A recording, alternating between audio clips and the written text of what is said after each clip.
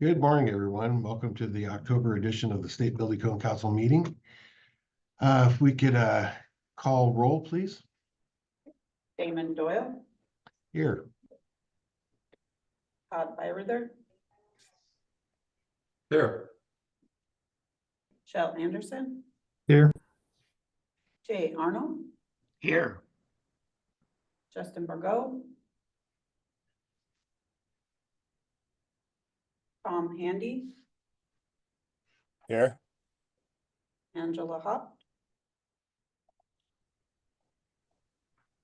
Roger Haringa indicated he would be a couple minutes late. Matthew Hepner, Craig Holt, Present. Ty Minzer, Here. Ben O'Mara, Here. Pete Reekie, Here. Katie Sheehan. Here. Dan Young. Dan said he was gonna be out of the office. I see Angela on the call list.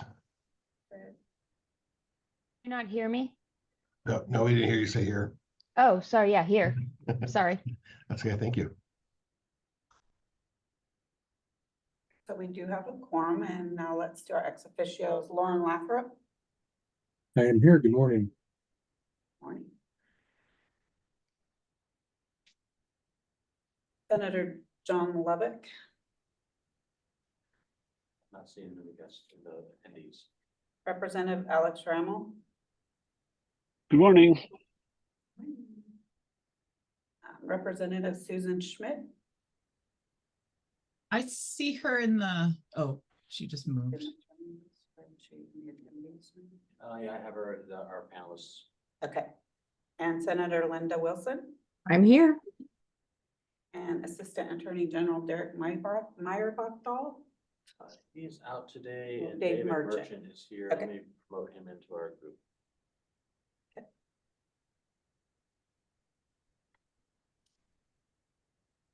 right, he should be in as a panelist now. We are good to go. We do have a quorum. Okay. Thank you. Could I get a motion to review and approve the agenda?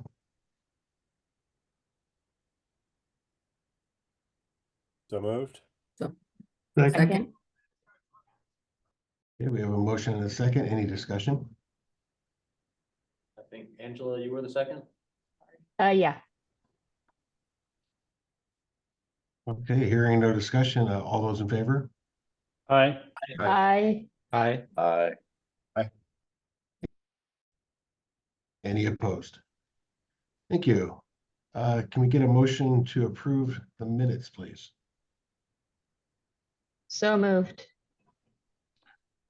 Second, this is Craig. Thank you, Greg.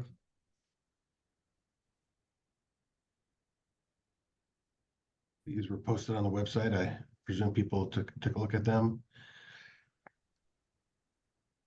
Any changes or modifications?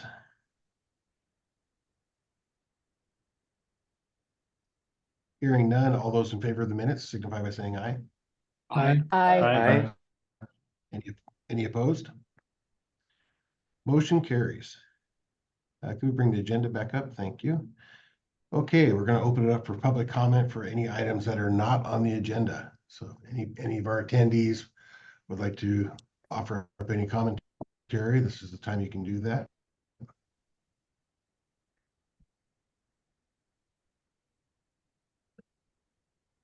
I'm not seeing any hands up at the moment.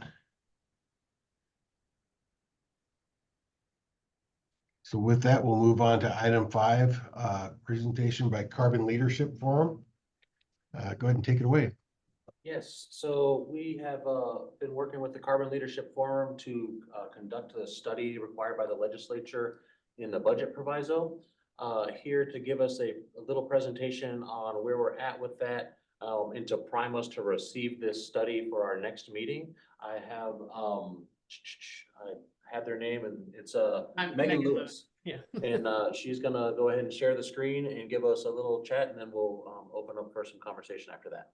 Okay, before we do that, Megan, are you prepared to kind of give a summary of the legislation that drove this? Yes. Okay, perfect. Take it away.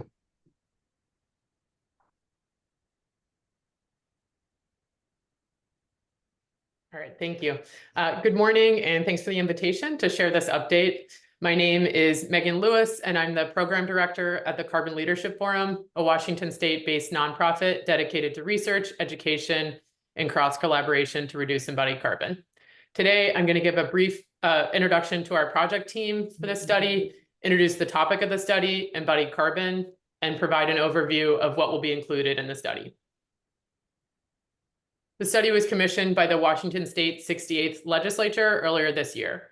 At a minimum, the legislation requires that the report include a review of the language used in the building codes of other jurisdictions, including Calgreen and Vancouver, and the development of recommendations for language addressing embodied carbon for potential adoption by the Code Council. CLF has assembled a team of the leading experts on embodied emissions, building and energy codes, policy, and research to deliver this study, including the nonprofits RMI and the New Buildings Institute and the Lifecycle Lab at University of Washington's College of Built Environments. With project management support from Architecture 2030 and collective decades of experience on this topic, we are collaborating to research and deliver this study for the State Building Code Council.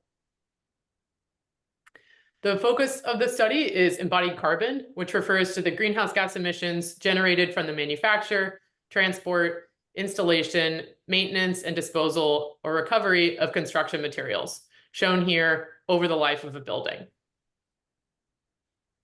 Embodied carbon is a large source of global emissions that is typically categorized within industrial sector emissions, despite these emissions ending up in buildings.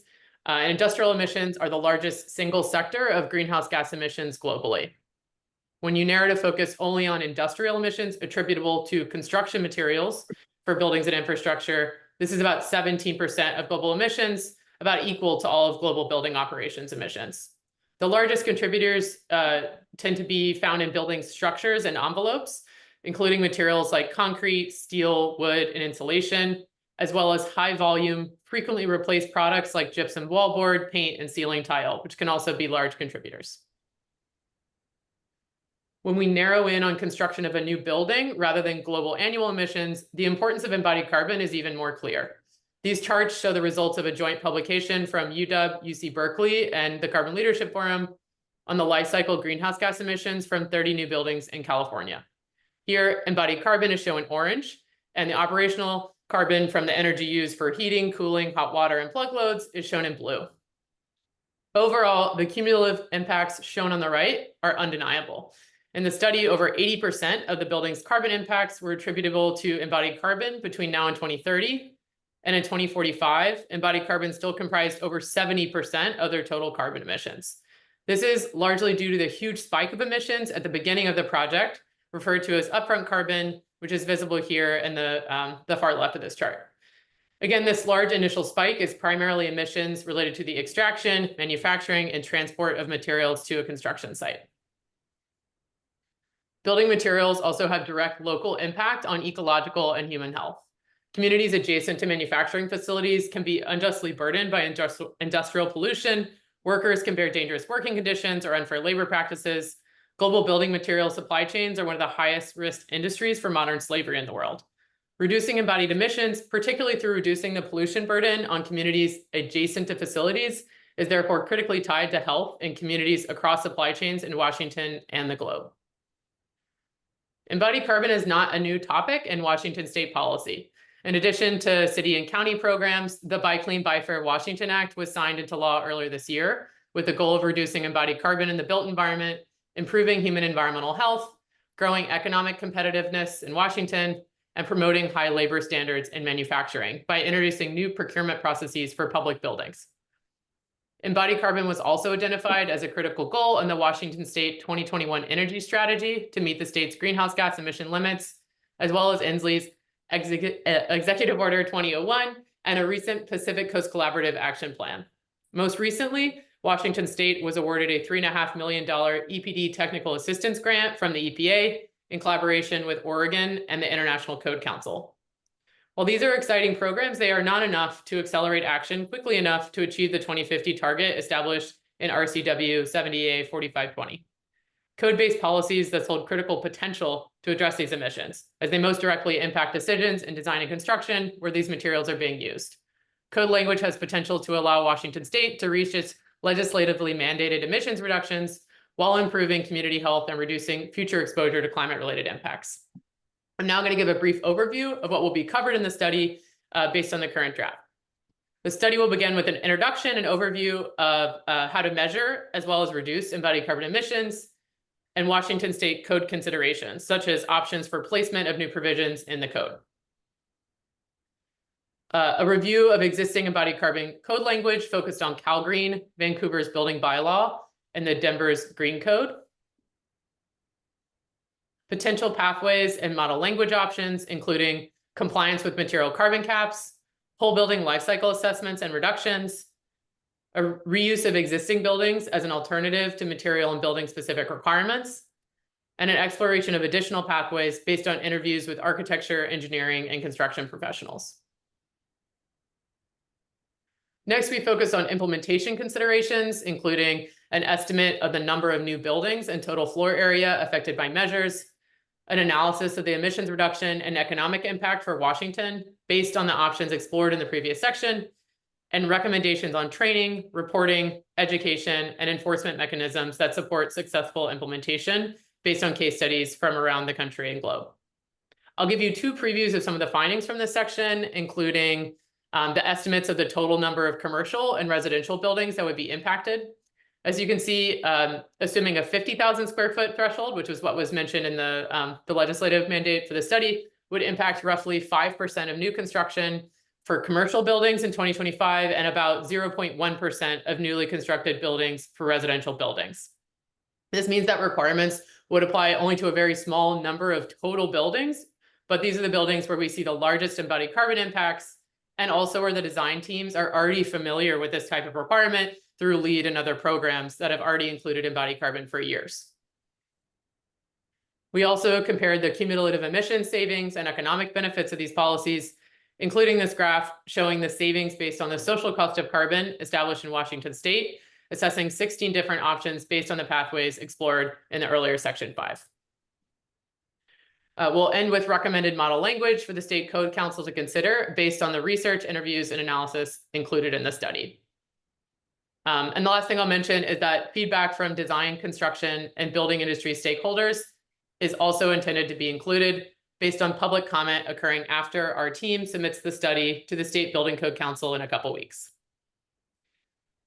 So with that, that's my brief presentation of what we're planning to submit, and happy to open it up for discussion. Thank you. Okay, thank you, Megan. Roger, looks like we don't have you on as a panelist. I'll get 'em.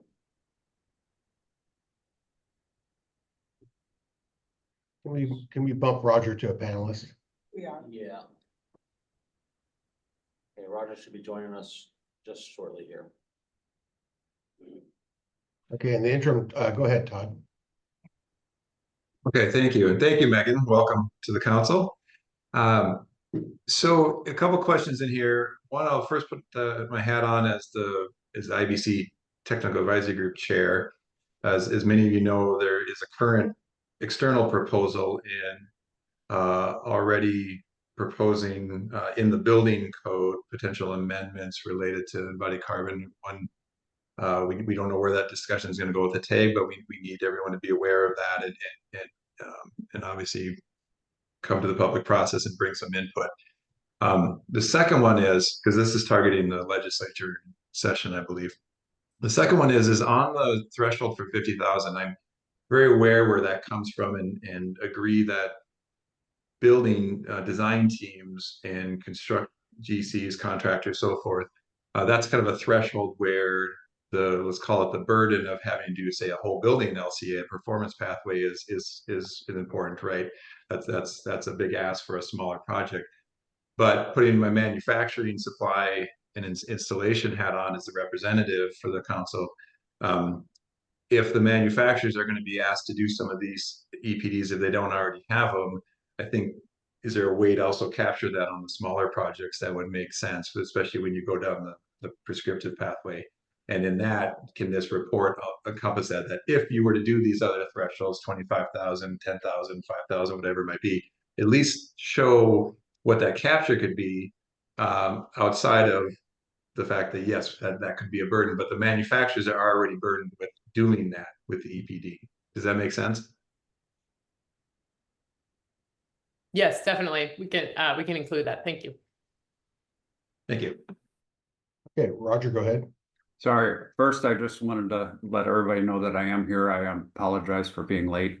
And I did catch most of the presentation, great information. And I think Todd's comment about the proposal that's in the IBC tag right now, I think that, you know, number one, timing. I think that they both present good arguments as to why this is something that needs to be considered.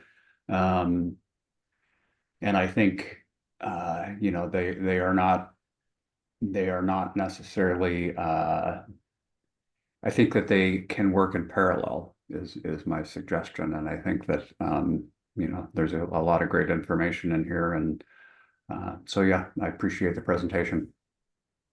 Thank you, Roger. Representative Rommel.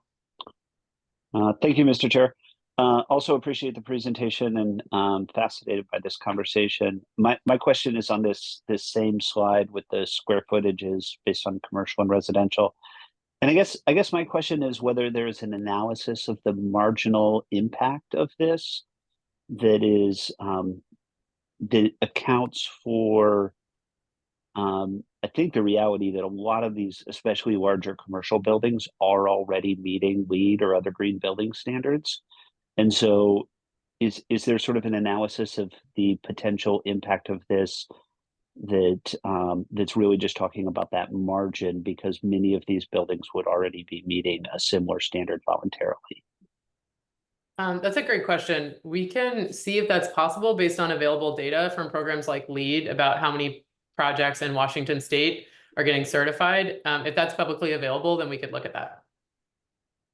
That information strikes me as particularly interesting. One, because it does sort of indicate that, you know, there might be less environmental impact, but it also means that there would be fewer regulated entities that would have concerns because many of them are already doing it. So would be valuable for the policy discussion. Thanks. John, did you have a follow-up?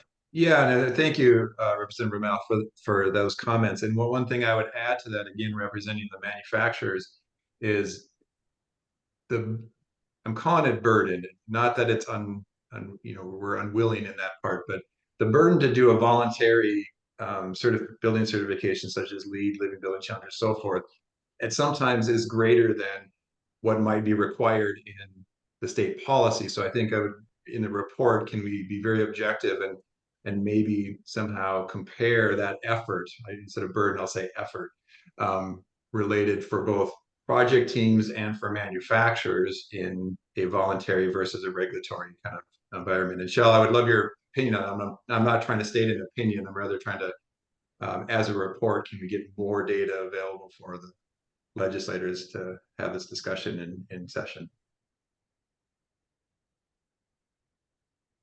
Shell, go ahead. Thanks. Yeah, this is a big topic, and it's something that the Building Code Council hasn't wrestled with a whole lot. There was proposals in the last cycle, but they didn't make it out of the tag as far as I recall. It's being considered at the tag level now. And then this report will probably bolster I guess credibility and then technical ability to craft language that might address embodied carbon. There's no question, based on Megan's presentation, that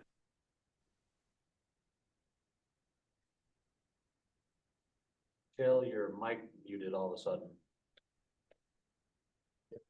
Shell, we lost your mic.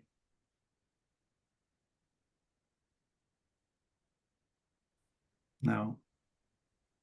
Okay. Oh, there I you hear go. you now. I don't know sign language, unfortunately. Okay, let me know if I drop off again. Where was I? Let's see. I'll go on to a new topic. As an architect, I know most of the firms that work on projects over 50,000 square feet in the state. I don't know all of them. The ones I know are already doing embodied carbon analysis on select projects. They already have in-house expertise in doing embodied carbon analysis on projects.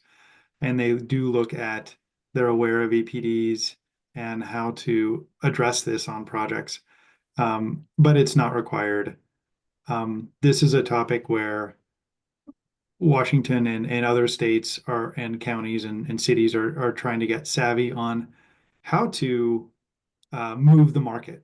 You know, one of the biggest things that the Energy Code does is it moves the market towards better products and better technologies that result in energy savings, cost-effective energy savings, because as the market moves, everything gets cheaper. So one of the goals of this study and of putting embodied carbon into code would be to move the market to get manufacturers more interested in getting the EPDs for their products, the data basically for their projects, but also so that they see the worthwhile investment in low carbon products because they will be in more demand in Washington. And one of the advantages we have here is we already have really low carbon electricity, meaning all of our manufacturers in the state that use our state's low carbon electricity see benefit in producing lower carbon products that are then desired by a policy like this. So it helps Washington manufacturers in terms of their saleability within Washington, competitiveness within Washington. I agree that probably the first time that embodied carbon gets into code in Washington will probably not be the most impactful thing that the state has ever done.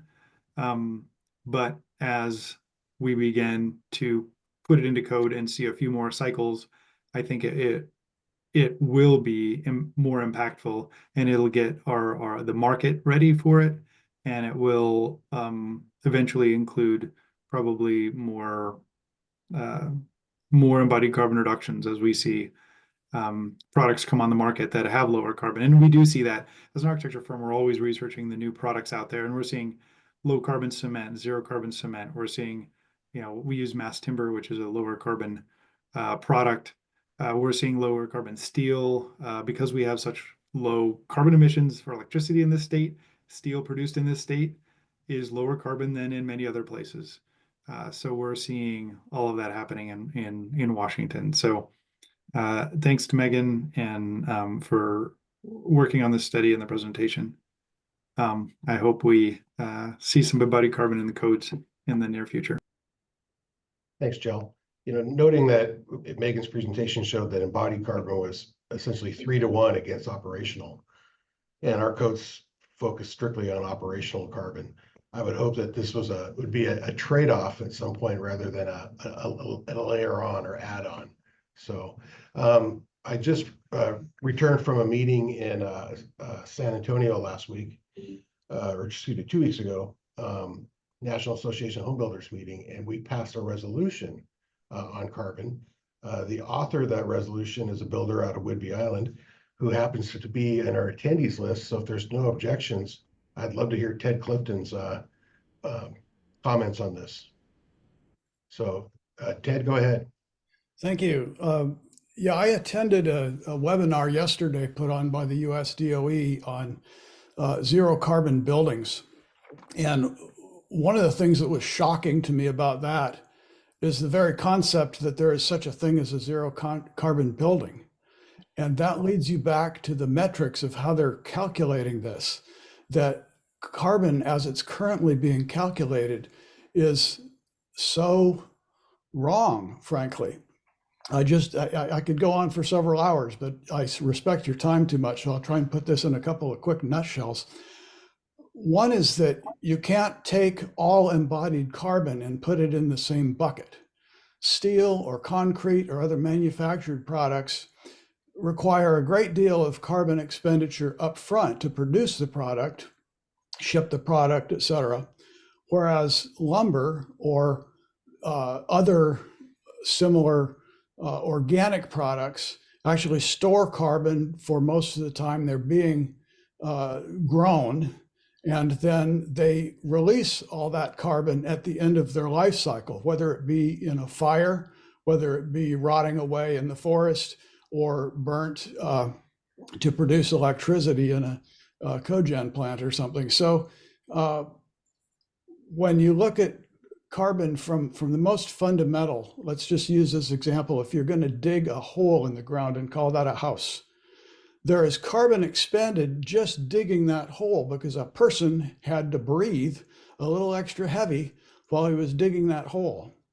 And then if you build that house out of the sod that he dug out of the ground, even that sod is going to rot away over time, releasing carbon into the atmosphere.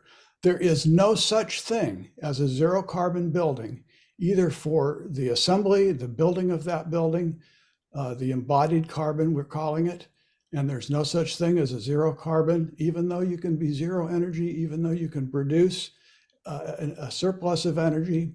There's no such thing as zero carbon under the operational carbon. You can't get to zero. So let's be honest with these numbers. Let's rebuild these metrics so that they measure all this honestly. Right now, we're fooling ourselves, and we are not ready for anything remotely resembling carbon codes. Okay. Thank you, Ted. Chell? Yeah, to your point, Damon, I think at some point there would be a comprehensive carbon trade-off between energy, operational energy carbon and embodied carbon. I think we're not quite there yet, but we could get there probably within a few years. And Ted, I appreciate your comments. I agree there's no zero carbon buildings today that are at scale. And I wrote a 16-part series on that very premise called The Path to Zero Carbon. So I completely agree, but I would add the word yet to that because we have zero carbon cement now. We're very close to zero carbon cement. We have carbon sequestering wood, and it's going to be possible in the next 5 or 10 years to get to carbon negative buildings, in my opinion. That would be interesting. Todd? Yeah, thank you. But I also want to frame this properly. Our task right now is based on the legislative mandate to produce this report. And I think it's important that we and maybe someone here can help frame this. We're not having a discussion about net zero buildings right now. We're having a discussion about this report in order to inform the legislature. So I think it'd be helpful to come back to what our task is today. Thank you. I appreciate that. Roger? Yeah, I would actually offer Chell's comment about zero carbon cement. There actually are cement in the lab. There is cement that is our carbon sequestering. So the idea where we could sequester carbon into concrete is very real in the future. So I completely agree with Chell's yet. And I also agree there is no zero carbon. In my mind, that is just a definition. But when you look at I know enough about the carbon that is identified in EPDs that it is real. In fact, I have, looking at the amount of carbon that is expended in producing cement and, the energy required to keep the kilns at 1400 degrees Celsius continuously is significant. So just looking at the slide that's up there, Damon, the trade-off, I would love us to start looking at the whole carbon. Just look at the right-hand side there. The blue we've been looking at for the last 25 years and trying to improve it. And I think we've made great strides.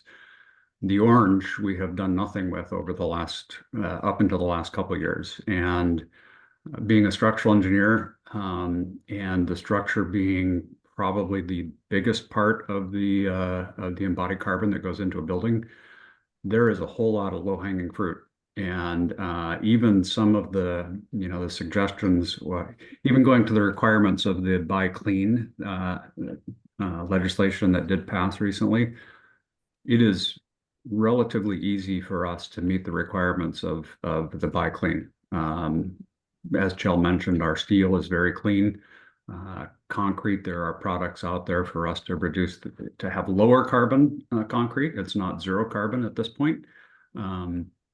So I strongly support the codes taking a look at that, the three big orange bars on that right cumulative graph.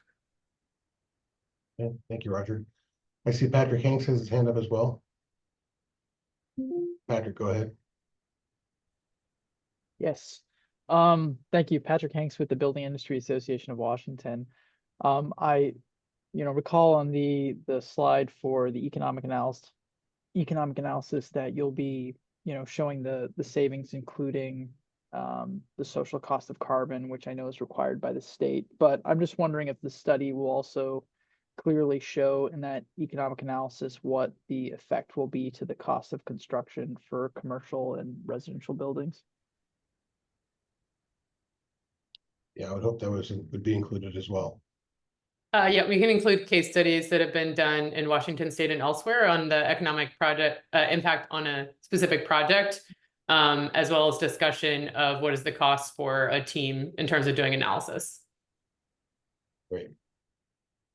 Okay, Megan, thank you for this. Look, anxious to see the report next month.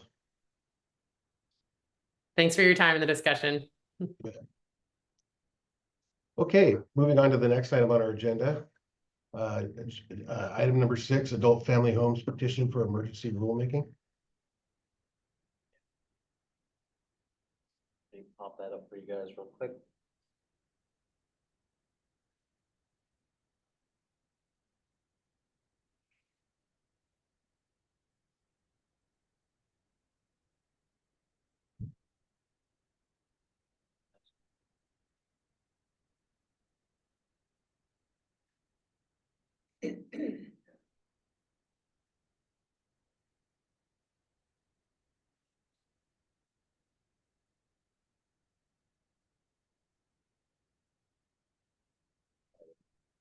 So we have before us a petition from John Ficker of the Adult Family Home Council.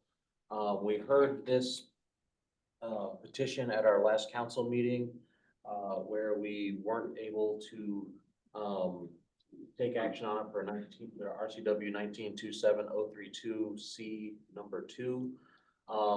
We have it back here today as part of our consideration for our action today. We need to, if we're going to initiate rulemaking, first hear the concise explanation on why there's an emergent situation on this one, and we need a 2/3 vote by the council to determine that there's an emergency situation to embark on rulemaking. And then as a second part of this activity here today, we have the option to deny the petition with reasons and addressing the concerns and address potential alternatives that the council might wish to take instead of doing rulemaking. Or we can initiate rulemaking per the Administrative Procedure Act 3405.320, which is essentially filing a CR 101 and embarking on normal rulemaking to make this change in our building codes. And I don't see Mr. Ficker here on our attendees list today. So we're, I guess, just going to be deliberating this as a council and making a determination on this petition without that input. I have some letters from Mr. Ficker in support of these, but these were the same ones read at our last meeting. And I'd be happy to read them again and show what he has proposed for section 330 in the residential code for his potential edits. Yeah, if you could summarize those, I think that would be helpful. Yes. So let me pull up the edits here. Move some stuff around so I can see better. So in section 330.1 general, he proposes to strike the language newly constructed and all existing single family homes being converted to adult family homes. The section as proposed would read, this section shall apply to all adult family homes applications This section shall not apply to those adult family homes licensed by the State of Washington Department of Social and Health Services prior to July 1, 2001. Application for an adult family home does not constitute a change in use.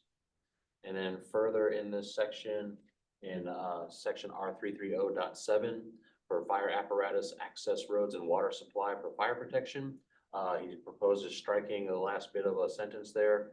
So the section would then read, adult family home shall be served by fire apparatus, access roads, and water supplies, and striking the language meeting the requirements of the local jurisdiction.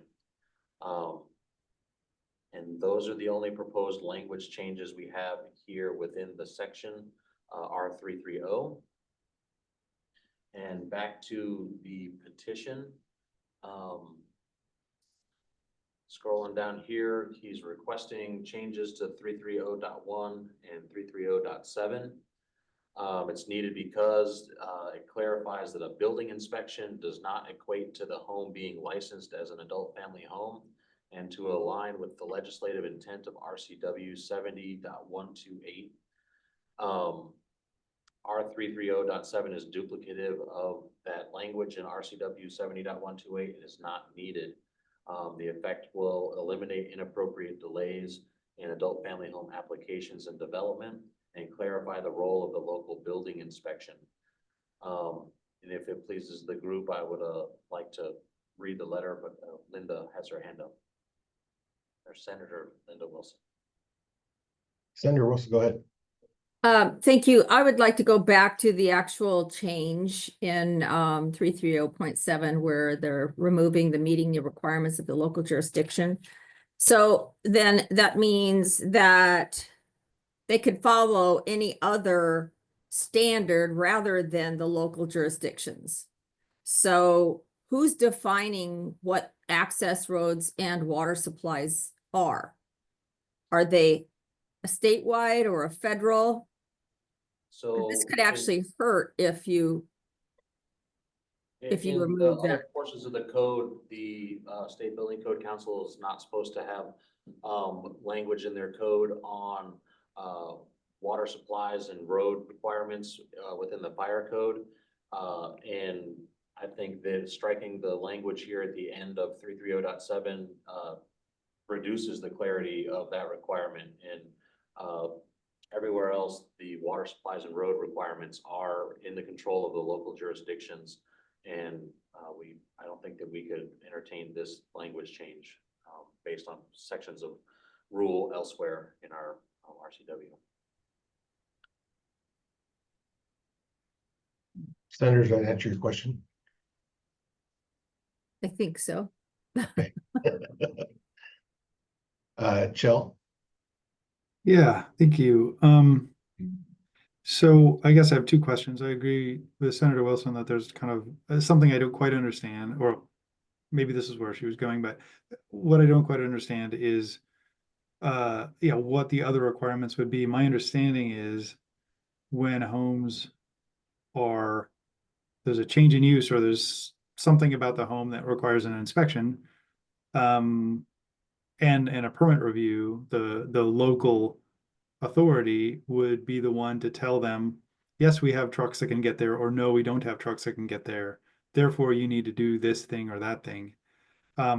So I guess unless I understand what the other requirements would be, I don't support the strikeout of meeting the requirements of the local jurisdiction. I think that's I don't understand that enough to think that that's a good idea.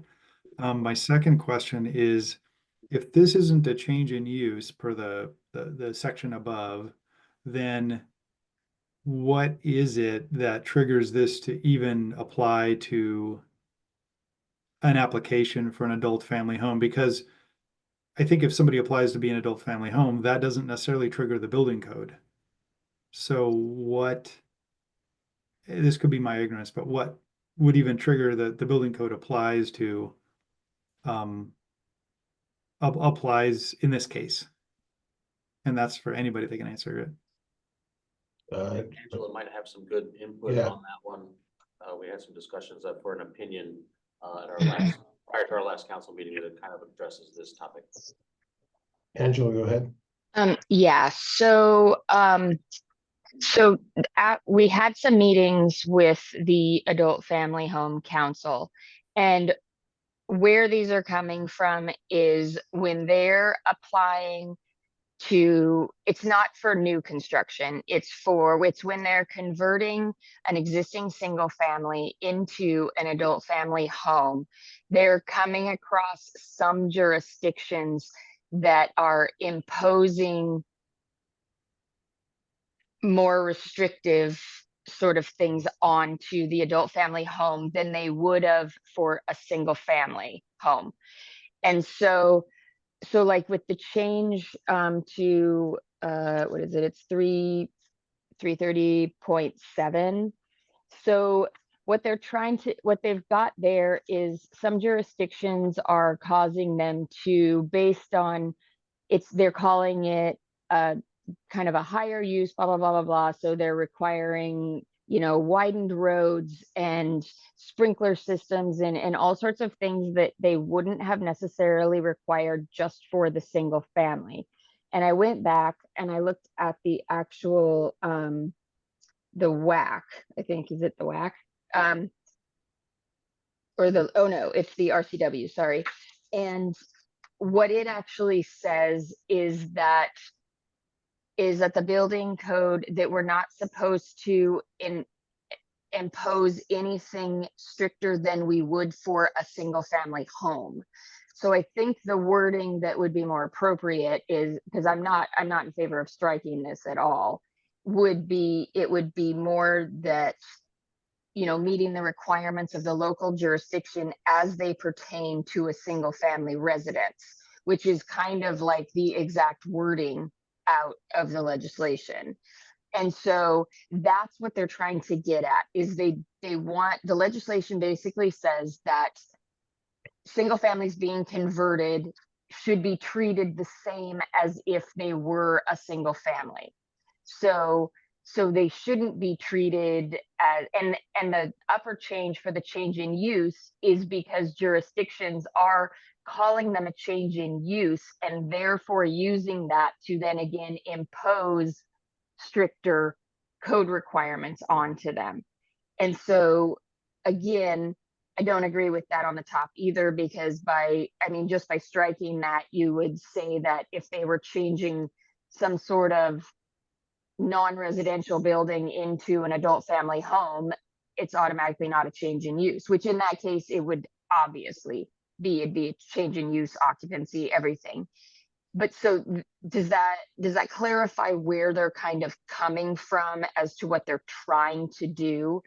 I don't know that this constitutes an emergency. I think generally they're not hitting these barriers, but there just are some jurisdictions, and I think he mentioned it was kind of the southern part of this jurisdictions in the state, some of them, where it was the fire marshals, or I think it's not necessarily the building departments that they're hitting these walls. It's the fire departments that are trying to, okay, you need to give us a wider access road. You need to give us a hammerhead. You need to give us, all these things. And that's what they're trying to get away from by clarifying these sections. Okay, thank you. That's helpful. Is there anybody on the council that wants to take action on this? Katie? Thank you, Angela. That was super helpful. So that's what I was going to ask. We said that, Dustin, you said that we could either go into emergency rule making, deny the petition, or go into regular rulemaking. I don't know if I'm ready to make a motion yet, but it seems like the rulemaking might be the place to go, or we couldn't issue an opinion, or an advisory opinion about it to clarify what it sounds like we already have legislation on. Good. I guess I want to paint that what we see before us is only a proposed language, and approving or denying this language is not necessarily the task we have for the petition before us today. So if we needed to issue an emergency rule on this one, we would need to take the vote to determine we need to have the emergent nature of that. And then we could issue the emergency rule and begin normal rulemaking. One of I think Angela painted it out pretty succinctly that they're experiencing difficulties with local jurisdictions that are applying more strict rules to them as they come through the permitting process. So as they come through there and the jurisdictions apply more restrictions on them, their reasoning for claiming the emergency is that we are reducing the availability of these types of homes for Washingtonians. And that in itself is the emergency, is that we are in the housing crisis, and that making it harder for adult family homes to be created while the use is included in the scoping of the IRC. It shouldn't be a change of use, but there are additional requirements for these buildings and uses that are included in IRC that have some additional requirements over and above the base IRC requirements. And so while not necessarily a change of use, they're coming to the local jurisdictions to get inspections on these, and then they don't get signed off, and then they have trouble with the application. So one of the statements that they're making is that when an application is made for an adult family home, the adult family home is not yet created, and so is not necessarily the change of use within the residential provisions that they're being told that they're actually making there. And so I don't know if I painted it any more clearly than Angela did, but I'll let Chell go. Thanks. Yeah, I think Angela answered my question very well. And I think, I mean, we should just point them to the law, because if the law says they can't be more strict, that the fire marshals can't be more strict than they are for single family homes, then that would seem to be fairly clear. When I look at the marked up code language, I don't necessarily agree with the strikeout on the screen and then the one above it. I don't know that that's really, if you scroll up a bit, that the one up above is really, I guess I don't see the subtlety of how this is, how the first part of that is different. You're crossing out newly constructed, and you're also crossing out all existing and just saying applications. I feel like I don't see the function of that code change. I don't see the necessity of that code change. I think clarifying that it doesn't constitute a change of use could be important. That's the only substantive thing I see in this markup here that I could agree with. I mean, my preference, or my, I guess, inclination at this point would be to suggest that there's an opinion from the council asked for, and we suggest that in an answer that the application for an adult family home does not constitute a change of use, that there is a law that says that jurisdictions can't enforce higher standards than for a single family home, and that this applies to applications. I feel like that could easily be an opinion. Now, opinions are non-binding to jurisdictions, so it wouldn't force anybody to do anything, but it would certainly clarify how we feel about that. I feel like that would be I guess less onerous thing. I want to, be careful about issuing too many emergency rules. That's my inclination, but I'd love to hear from others. Thank you, Jill. I think it's a good path we could take. Craig? Yeah, I totally agree with what Jill just said. However, we've been kicking this can down the road now for almost a year, and clearly we're not getting any closer to answering either side of the question. And I say at this point, even with an opinion and what Jill just said, that they're not obligated to do what we opine. Let's just get this behind us, either go emergency or go rulemaking, get it over with. Is there some reason we don't just do that? Other than, yes, it's an onerous process, but this is not going to go away with an opinion based on how many times this has come before the body with good reasons on both sides. I mean, the fire marshals have voiced some great opinions. The people who are asking about this have also matched those with opinions and questions. And so clearly there's confusion. And I don't think an opinion is going to quell the confusion. Let's just do our job and do rulemaking, either be emergency or regular, and put this behind us so these people know what to do. Thank you. Okay, Dustin, do you have any further thoughts? My thoughts on that would be, first, if we're gonna embark on any type of rulemaking, we need to have the 2/3 vote to determine if it's an emergency or not. And then we can move forward. I personally like the idea of an opinion and then asking them to participate in the 2024 cycle to make a more effective change with more input from more people in that rulemaking process that we already have going on. Roger? Yeah, I was basically going to say the same thing Dustin did. I'm not convinced that this is an emergency. And I think in the last code cycle, there was a lot of discussion and about the number of times we are saying it's an emergency. What I feel like is if we offered an opinion that clarifies what is currently in the intent of the code, while it is non-binding, it certainly would help in an argument for somebody trying to build a home with a local jurisdiction. And we are in the process. This is the residential code, so I believe that is group 2. We're going to be looking at updating the 2024 code starting early next year. We're going to be looking at the exact same sections. So in my opinion, I'm not sure there's an emergency.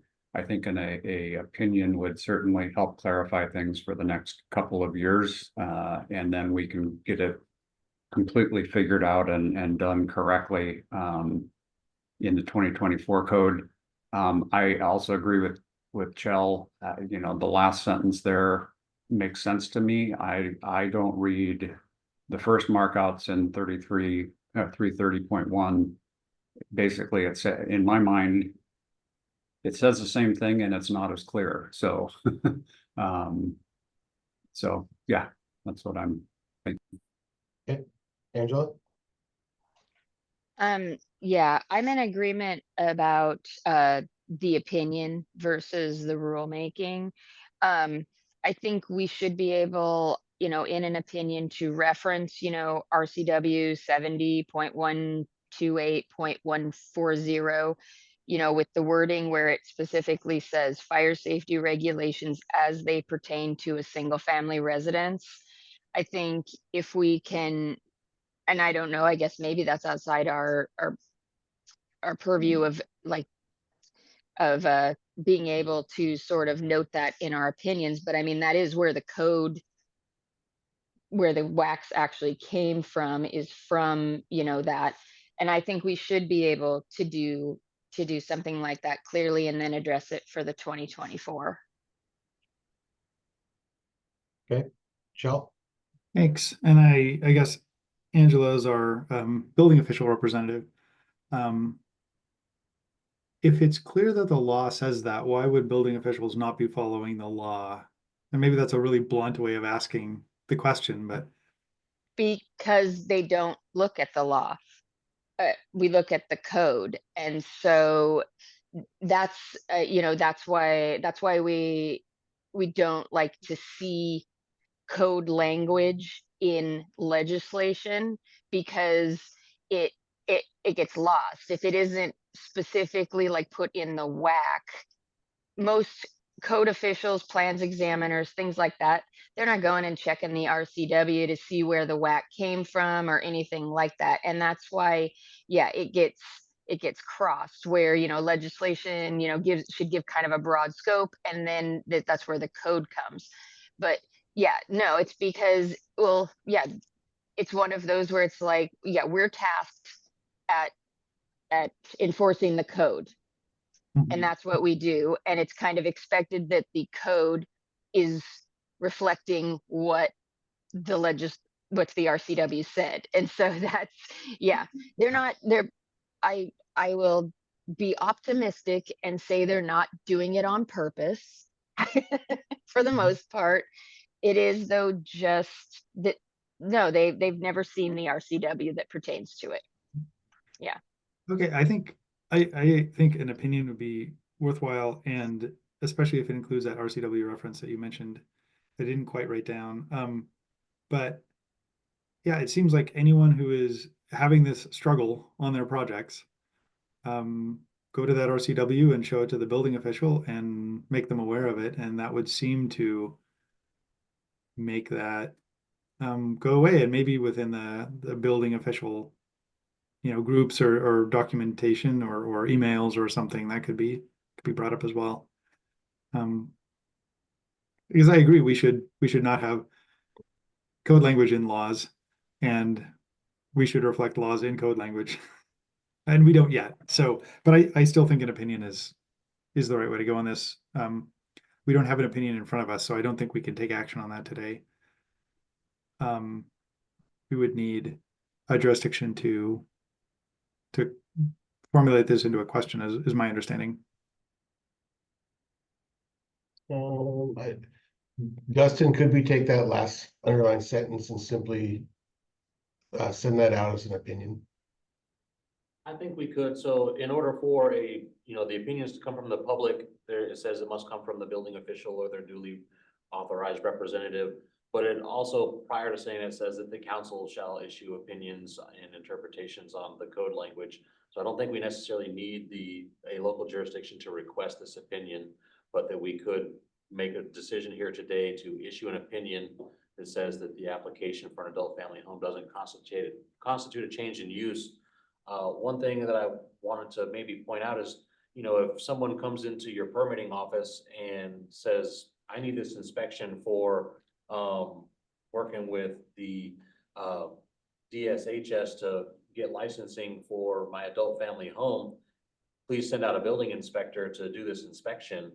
The jurisdiction is now absorbing that. If they don't issue a permit, I think that might be another aspect of this that's a little bit of a rub. The Adult Family Home Council believes that the DSHS should be the sole enforcement authority on the regulations for adult family homes, even though we have the language in the building code. So if these requirements in 330 are above and beyond what a normal IRC dwelling that's not running an adult family home is required, we would still need to maybe issue a permit out to come out and do that inspection. And if there's issues that are not addressed in the existing construction that need to be taken care of, we would need to address that as part of the inspection. And I think it should come in with some plans. Here in 330.3, it says the sleeping room shall be classified as, certain types of sprinkler, non-sprinklered 1 or non-sprinklered 2. I might have the names wrong there, but there needs to be a little bit of an examination of what's going on in the house prior to the inspection even. And so I think that there's a permitting process required that maybe some jurisdictions are trying to impose, and the applicants are taking that as extra requirements above and beyond what they're already trying to do with a different state agency. Okay, Angela? So I don't think I actually agree with that last sentence, because it's not a change in occupancy, but I do think it is a change in use. I just think that it needs to be clarified that just because it's a change in use, it should still be treated, it's for fire regulations as a single family home. Because like I said, that's where they're hitting the roadblocks, is it's the fire. Because building, we are enforcing 330. That's, you come in to change an existing single family house or build a new adult family home, and we're just going with that section. It's not nothing's real weird or strange. It's just, that's what we're looking at. But then it's the fire where the RCW says it needs to be treated the same as a single family residence. I think that's what needs to be stated, because if we say it's not a change in use, kind of like Chell mentioned earlier, okay, then you don't get to the code. I mean, it's basically, it is just them given a checklist and, you know, whatever. But I think it is something we need to, you know, do. So I don't think that that wording is correct. Do you have wording you might suggest instead? I think instead of it just saying it's not a change in use, I think something, I don't have exact wording figured out, but something along the lines that the conversion of an existing single family home to an adult family home shall not cause, you know, like higher regulations than it would for a single family residence. I mean, something that was horrible wording, but something along those lines, to just to sort of make it clear that you shouldn't be imposing stricter things on it. So yeah, I mean, I could come up with some wording. But yeah, I don't like the not a change in use. I know where they're going with it. I just don't know that that's the right path. Okay, gotcha. Pete? Yeah, I'm a little confused about the word application and why it's here. If I reread the original, you know, it talks about family homes and single-use homes and so forth and so on. But then suddenly there's this, you know, if you make an application, that is the determining point. Could somebody explain to me what the distinction is here? Dustin, I see you got your hand up. Yep, so the application is the beginning process of the creation of an adult family home.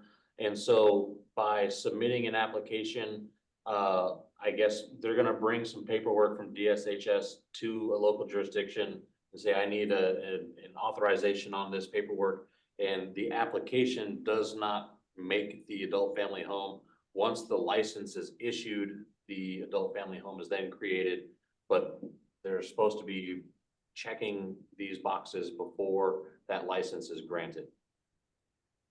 And I was gonna maybe offer that we entertain the opinion development process and send this out to one of our tags to develop the opinion here. We don't have seats populated for our 2024 IRC tag, but we could certainly use the tag seats as populated prior in our 2021 cycle. Okay. Katie? Yeah, sorry. What's the law that we are saying that reference, it's not the WAC that was listed in the petition, it was did we ever mention it? Just trying to 178 dot, I don't remember what Angela had listed out there. 70.128.140 section 1 is what I have in my notes. I like the idea of sending it back to a tag. And, you know, bringing this RCW if it makes sense, and I'm sorry, I haven't read it. But being mindful of Craig's reminder that we have been hearing this for a long time, I still think it would be faster to issue an opinion on this, get it done and vote on it next month than it would be to go through a whole rulemaking, if that's possible. So, I mean, I agree with Craig. We've been on this for a while now. Agreed. Todd? Thank you. I hear the arguments all around. I agree with almost all of them. I think the question though before us is really, does it constitute an emergency rulemaking? And I could probably use a little more help of what that threshold is. Maybe someone with more local government, you know, expertise, you know, if officials are misinterpreting both the code and RCW or not interpreting the RCW at all. Obviously there's usually a license in addition to the permit. So it's like what ultimately, if there's a disagreement, it's going to end up in a hearing examiner or whatever the local structure is. And to me, the threshold should be, can a logical argument be made to a hearing examiner considering all things? And if so, it's probably not an emergency. Doesn't mean that the code can't be better and we should take care of that in 2024. But does anyone agree or disagree with that kind of logic? Greg? Yeah, I wasn't planning to agree or disagree with Todd's question. I actually was going to go a different direction. Do we want to wait for someone to respond to Todd's question and then choose me? Okay. Somebody want to respond to Todd?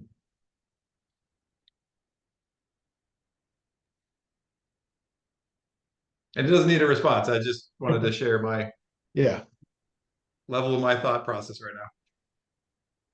Okay. Well, going a different direction, it's clear that offering an opinion would be a good move. And I agree with Katie. It sounds like it would be faster, but there were so many layers and opinions of what it takes to make an opinion that if somebody can clarify for me that just simply select the tag, send it to a tag, have them draft the opinion, then send it back to us. I would like to make a motion that that's what we do.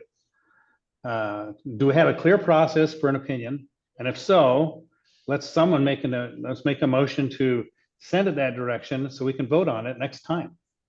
Can I make a suggestion? And that is, please, if we can issue opinions with under our own volition, then why don't we just say, as per RCW 70.128.140, throw in the language of number 1 and issue it today.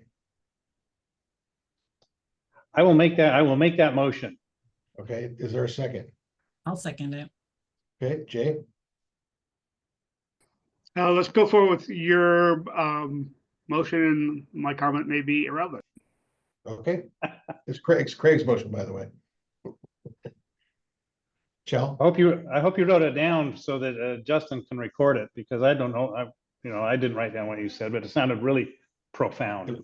It was very simple. So would we say application for adult family home must or requirements for the application shall be in accordance with 70.128.140 number 1? Yep. Okay. And then I think it'd be worthwhile to go ahead and include that language in number 1, all of it. Okay. Chell? Yeah, I was going to suggest that it is the opinion of the council that adult family home does not constitute a change in use as well. Be part of that opinion. So we'd have 2 parts of the opinion, one the RCW reference and the other one is. I think Angela brought up a good point that it is a change in use, but it's not a change in occupancy. Okay, so maybe we suggest that in the opinion as well. That was my only comment. Okay, Angela? Yeah, because I think as long as in the opinion, we just make it clear that conversion of a single family home to an adult family home shall be treated the same as the single family home with the RCW. I don't think we want to, in my opinion, touch the word change in use. I don't think it's necessary if we're clarifying that no matter what, it should still be treated as a single family home. Oh, that makes sense. Okay. So are we going to write down a question and a response in front of us and vote on it, or are we going to use some other method before we vote on it? So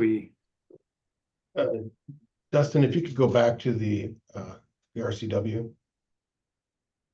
So I would like to maybe offer a little bit more on this. We've got some new language in RCW that says any modifications should not necessarily be voted on at the meeting where we make these modifications.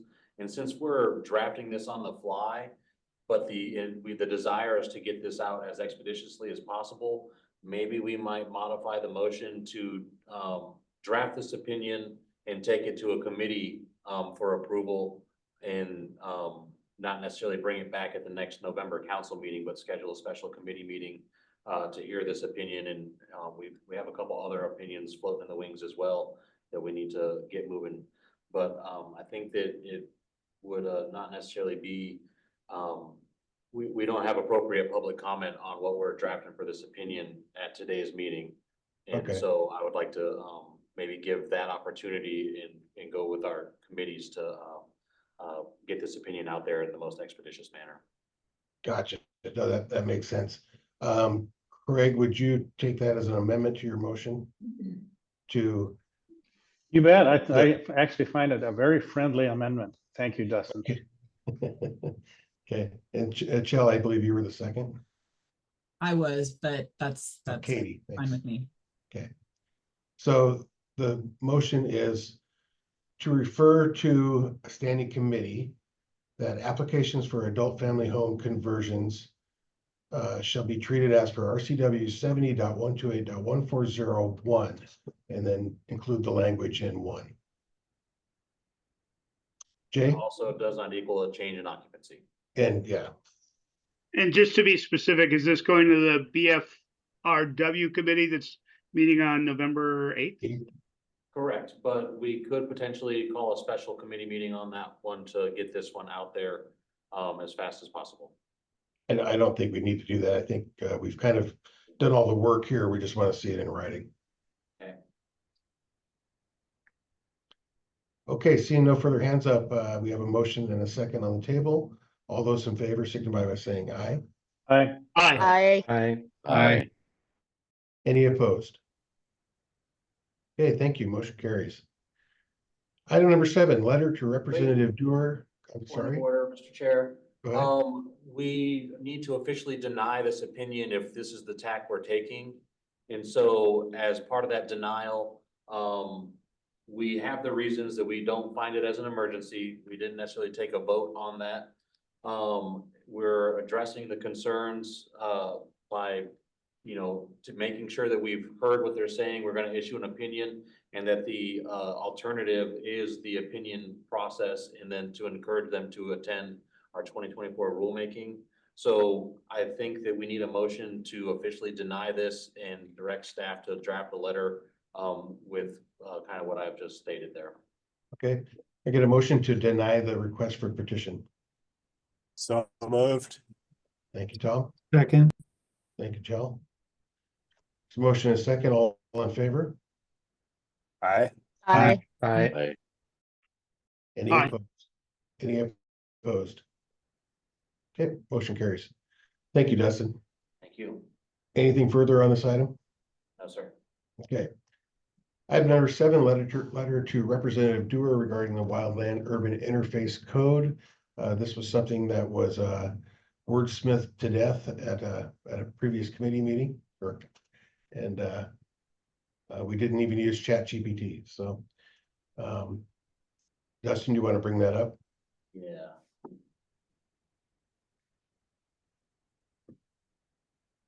Right, so here is the drafting of the letters that was put forward, and some of the discussions kind of still included here in this letter. But the main issue that we're trying to address with the RCW 1927.560 is the content of technical code language within that RCW.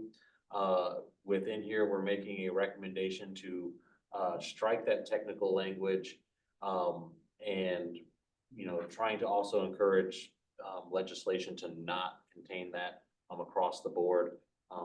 So we have what's drafted here, and I can start clicking out of what we have as far as edits here, and we can finalize this letter.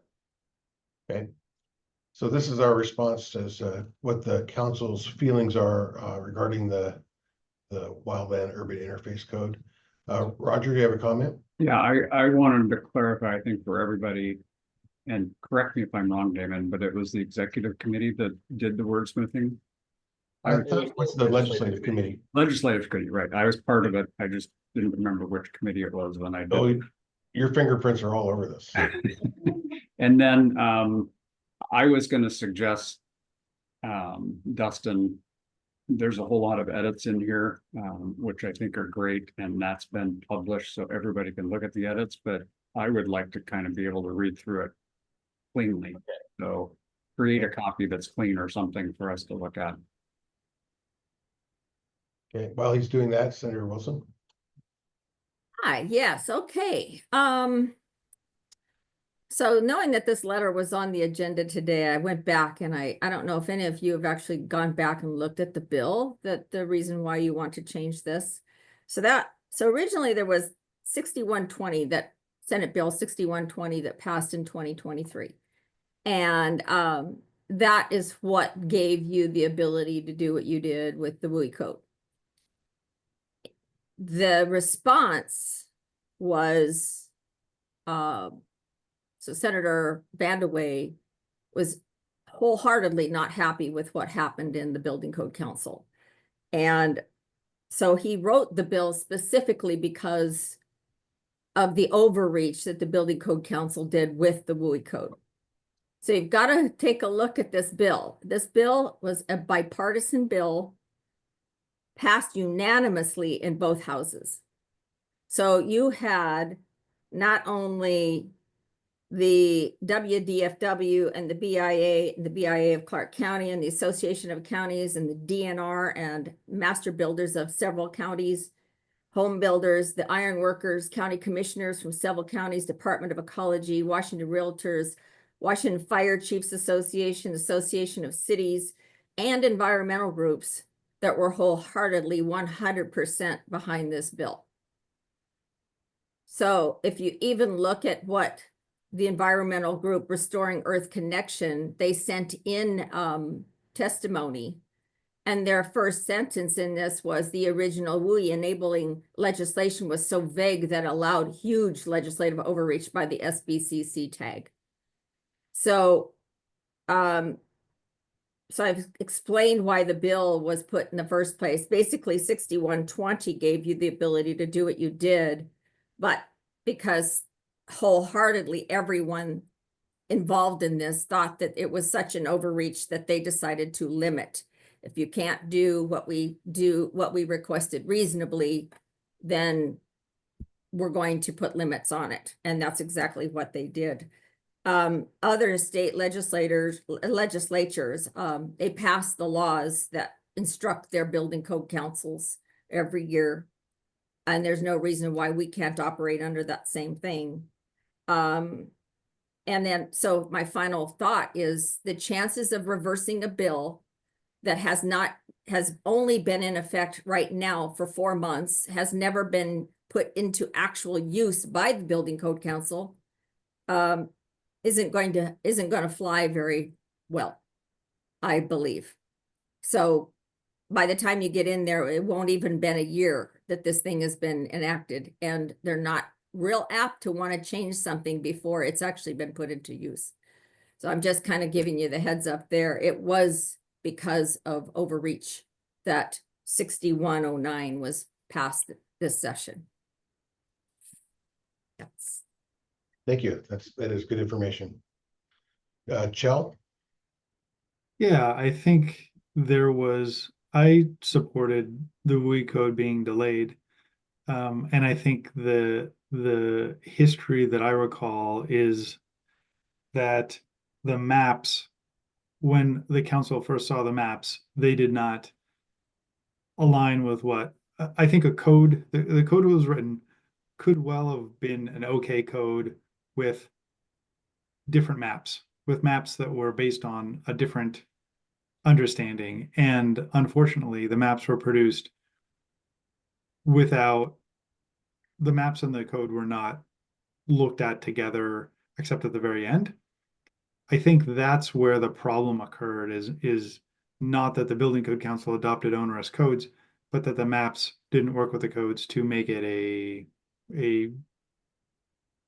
good set of comprehensive rules. And I think everybody saw that, including me, that I didn't want the WUI code go into effect with the maps that were produced and the code language that was produced together. That just didn't make a good comprehensive whole. So I support the idea that it was delayed by the legislature. However, I think the legislature overreacted and put guardrails on the building code council that are not going to produce good codes that do what the legislature is hoping occur. That's that's the history that I recall, and I think I support a letter like this because I think the legislature should. I appreciate what the legislature did as far as delaying the code. I think that's good. But I think that the building code council needs the ability to modify codes and not have the code language in bills, because that leads to contradictions and confusion and takes away the ability of the code council to write good enforceable code language that serves Washingtonians. Okay, thank you, Jill. Angela? So again, not a fan of code language in legislation. I agree with Cho. The maps were a mess. I was not looking forward to it going into effect with that and having to figure everything out and deal. And again, I don't have a problem with, legislators trying to, put more restrictions. But when you put the exact code language into law, it completely stops like code progression as far as new technology, new material, any options to make things work in a more affordable or efficient way. And so like you may not be aware, the ICC code hearings are starting next week, and I'll be there. And the WUI is one of those codes that is being worked on a lot at the national level because of the wildfires and things across the country. And so new things are going into those all the time. And just like with any of the other codes, Washington State is a big pre-adopter of new technologies and processes and ways of doing things that kind of put us ahead, because right now we're working on the 27 code at the international level.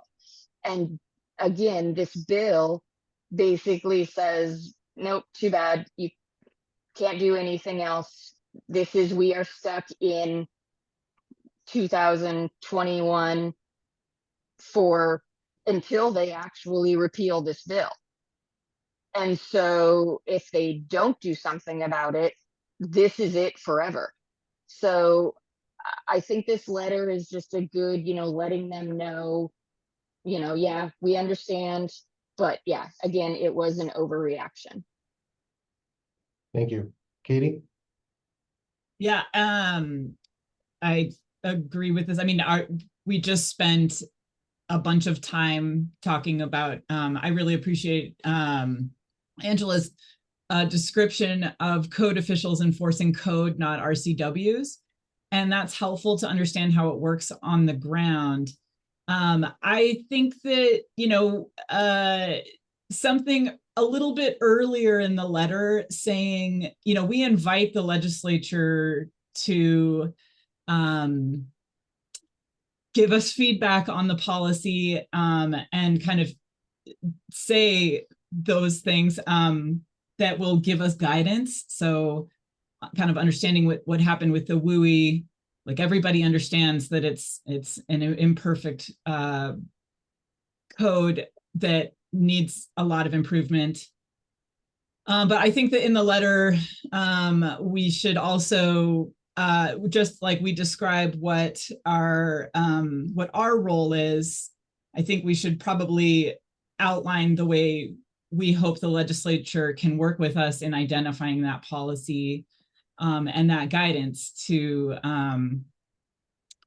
kind of, because I agree, freezing the language, that's a really good, strong argument to me on why we don't want that in the in code. I'm sorry, RCWs. So I don't know where it goes, or if there's I hate to wordsmith again, knowing how much and seeing how much work has been done, but something about that we recognize that that's the role of the legislature.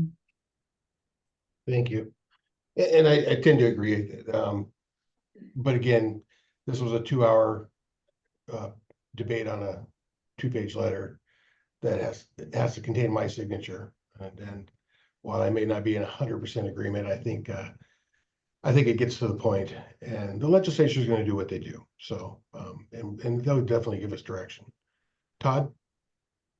Thank you. And a little bit of broken record here. I'll reinforce what I've said many times in this council. All council members in my 6 years of experience recognize that the authority of the rulemaking body of the council is granted by the power of the legislature. Power exists in the legislature. They can get rid of the council, they can defund it like they did in 2008, but they established in 1974 a rulemaking body to do the technical work. And everyone on this is committed, appointed members to do technical work. This is not the political sphere. And so the action taken last year to the legislature was to say, hey, there's a very technical problem here that everyone acknowledges in the WUI code, the maps. And there was almost unanimous agreement, but stakeholders and the legislators on the maps. The second part is the political part that Senator Wilson acknowledged here, that there was a desire by some legislators to piggyback on then taking some of the rulemaking authority away. That's the prerogative of the legislature. So it's not our place to say, to challenge that power. Rather, we're saying if you do that, then the technical part, like in the 2018 code that is hard written in statute, some very prescriptive code language that may have been appropriate at the time as the WUI code on the model code and the amendments didn't exist or were catching up. But now it's in statute, and some of those measures, I'm actually surprised some of the stakeholder groups, agree with those, because it limits local authorities from doing in our system some of the very fine tuning, especially as it relates to WUI codes on urban interfaces, the ability for the local experts to make those changes. So there's this kind of a conflicting argument there of taking away the ability for, at the state level, the code council to make changes, and then at the local level only to adopt the model code that's done by outside bodies. So there's no Washingtonian input except for those of us that participate in that. So that's the part of this letter, and it was requested by Representative Dewar and the local governments committee to say, hey, what do you mean by the technical argument there, and how can we make this better? So that's really the context of this, and so I think it's very objective, and it gives a technical and not a political response. Thank you. Thank you. Roger?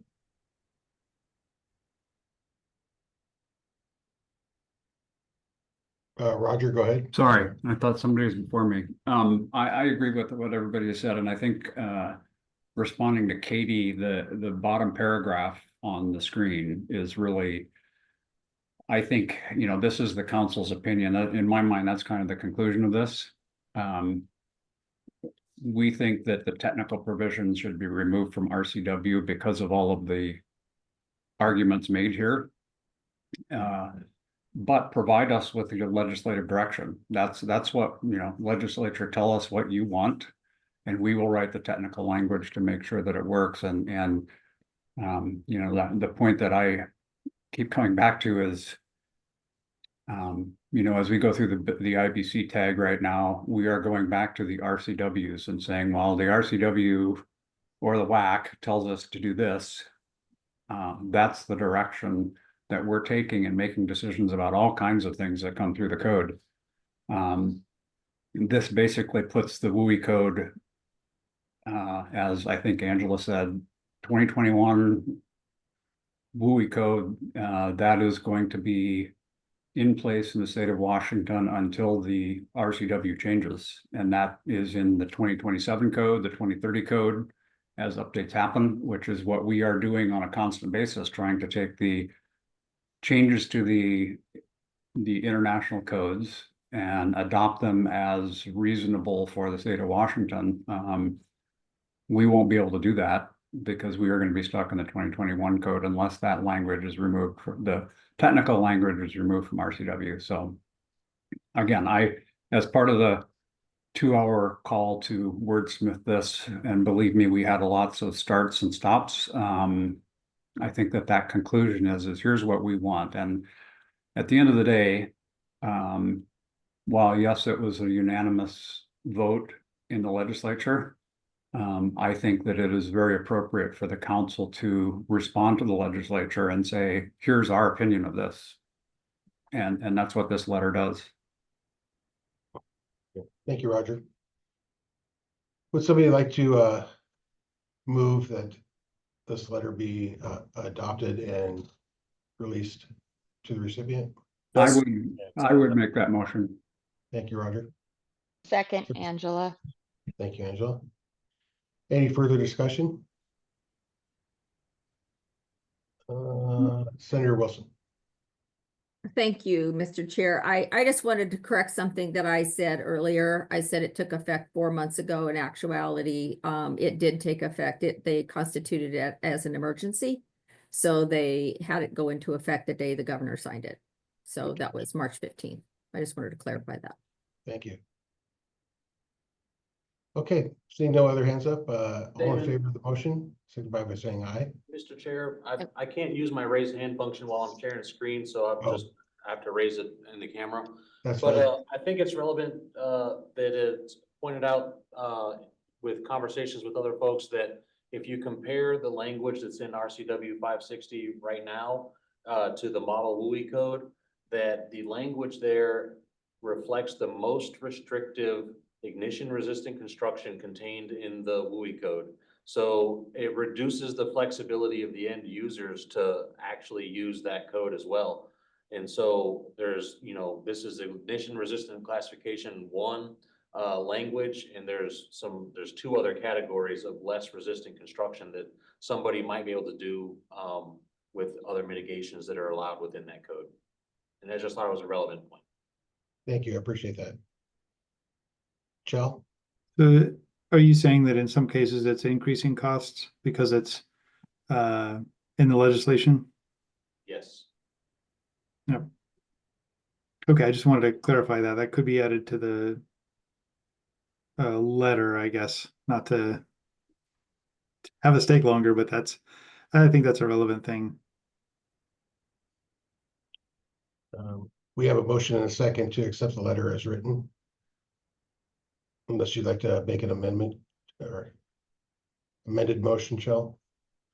I would urge against it, but Yeah, I guess I'll let others if they want to. okay, seeing no other hands up, all in favor, signify by saying aye. Aye.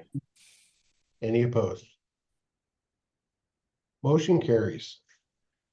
Before moving on to item number 8, I think it's appropriate time to take a short break. So let's go ahead and break until 11:50, 15-minute break. Mr. Chair, may I speak for 1 moment? Yeah. Thanks, Mr. Chair. Just on that last topic and not directly related to the letter, but just wanted to suggest that some of this sort of background on how the Code Council operates and how the code interacts with legislation would likely be valuable content for a committee work session for both Chair Doer's committee, and then over in the Senate, I think this falls under the purview of the state government committee there. But those committee chairs schedule work sessions where they can provide a little bit more sort of background, not specific to a piece of legislation, but just background. And it probably would be a welcome suggestion to offer to provide that background to those committees at some point. Thank you. That is a good suggestion. I met with a legislator here in Olympia a couple months ago for breakfast or coffee, who was under the impression that the council was made up of home builders. The whole council was builders. Couldn't be further from the truth. Roger, do you have something quick? Yeah, I just would like, in response to Representative Ramel, I think if the legislative committee of the SBCC is aware of when those happen, I think the legislative committee would then have somebody figure out somebody who can attend and help provide that information. I completely agree. Some conversation there about how things are done would be very helpful on both sides. Yeah, agree. I'm happy to work with that committee to help facilitate making that happen and getting that information back and forth. Thank you. Okay. All right, let's briefly adjourn. I'll see you back at 11:50.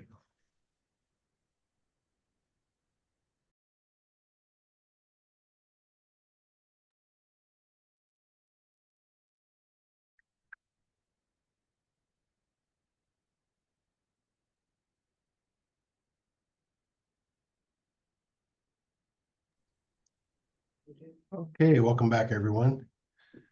Gotta make sure nobody got lost during break. Can we do a quick roll call? Damon Doyle, Here. Todd Byerther, Here. Kyle Anderson, I'm here.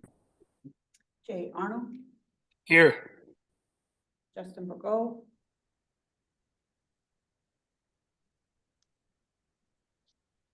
Tom Handy, Here. Angela Haupt, Here.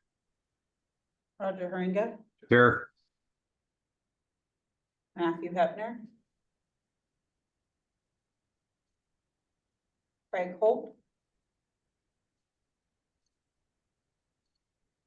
Ty Menzer, Here. Ben Omura, Here. Pete Reiki, Here. Katie Sheehan, Here. Dan Young, Here. and I saw Justin raise his hand, Justin Burgo, Here.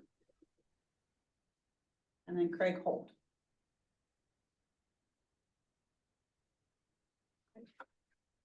Okay, we have a quorum. Thank you. Okay, moving on to item number 8, which is the ad hoc tag composition. Go ahead and take it away, Dustin. Yeah, so at the legislative committee meetings, we've been working on the ad hoc tag to address the legislative tasks handed down to us.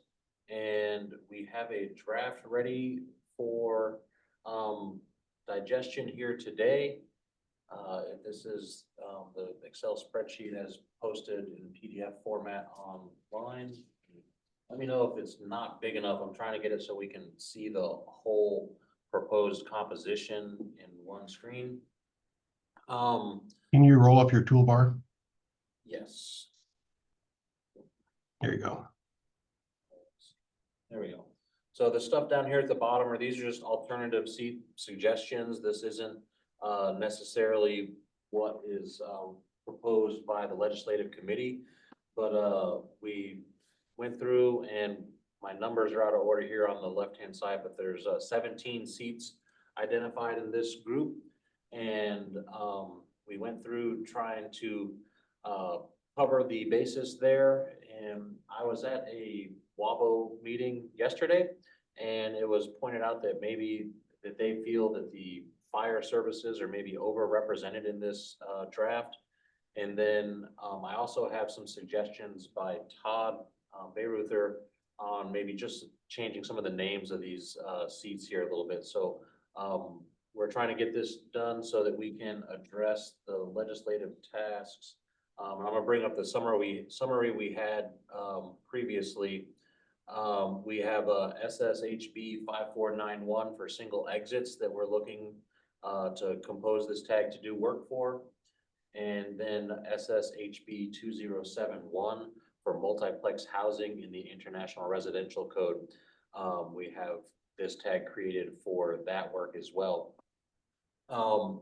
As part of this process, the kind of thinking is that this ad hoc group will come with a proposal, and then the proposals will go to both the IBC and IRC tags to be heard for the code specifically, and then get moved and be done at the same time as the rest of our codes in the triennial code adoption cycle. So this tag is doing work directed by the legislature. We're not necessarily including this work in our group 1 or group 2 groupings.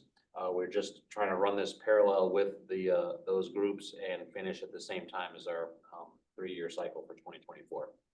Okay. So we've got our 17 spots. I saw Todd's proposal. I thought it was some good suggestions. I would also like to see this get down to 15 per a previous council motion, if we can do that.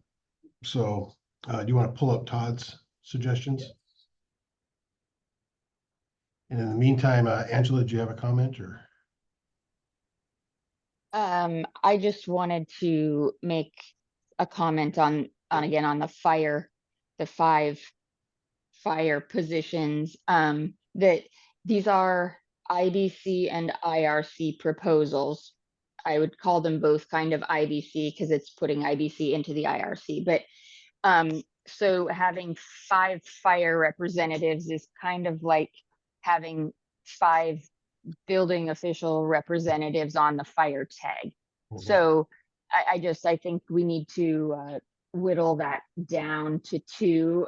And I would also like to suggest a second building official position on the ad hoc, even 1 east side and 1 west side type of thing. So those would be my sort of requests. Okay, let's try to take this in a direction, a certain step. Can we discuss the 2 changes that Todd has put forward first, number 4 and number 8? I think it's better definitions. Also, Yeah, thank you. Just I'll speak to him if I may, real quick. Go ahead. The developer wanted just to make sure that 1 category was definitely someone who's building, and this is not against the home builder term. I think it's less defined, and to me implies more of like the trade association rather than the developer, but open to discussion on that. Number 8, we've had a little bit of discussion about capital A affordable versus small A. Hopefully I reached out to a few people, and to avoid pinning down just a category like a housing authority or something, perhaps low income housing expert is more appropriate. There might be experts that aren't actual, developers in certain AMI definitions and so forth. And then I guess the only other one would be that on 5, seeking information on if we do that specifically that developer 4, should we just clean it up and have a category for a GC? And then in 14, I put a capital P, just planner, just to say, hey, we're actually looking for potentially a license, a licensed planner that can come in and really speak to comp plans and development codes and so forth. And that was it. Thank you. Oh, down below there was some other cleanup. It was just really cleanup though in the other considerations. If you scroll down, I don't think there's anything substantial there, just duplicates and things like that. And then you also took out supplier, just manufacturer. Yeah, and I don't know, there's a strong opinion on that, just that knowing this typology is going to need a lot more thinking around prefabrication and maybe assemblies and system thinking as opposed to stick frame on site. I'm not trying to rule anything out, but I think our manufacturing has to be an important piece of it, not just distribution. Okay. Chel? I think those are good suggestions. Angela, I also expressed reservations earlier about having 5 fire folks on there. I realize they all represent different things, and I was wondering if you had suggestions of consolidation of some of those 5 into, maybe 3 buckets of expertise. Could we take Todd's suggestion first and then come back to the fire? Sure. Thank you. Todd, do you want to go ahead and make a motion to accept your changes? So moved. Thank you. Okay. Is there a second? Second. Angela. Thank you. Any discussion on Todd's changes? So Number 4 would be multifamily developer. Number 5 would be general contractor. Number 8 would be local low-income housing expert. 14 would be cities or counties planning. 15 would be manufacturer.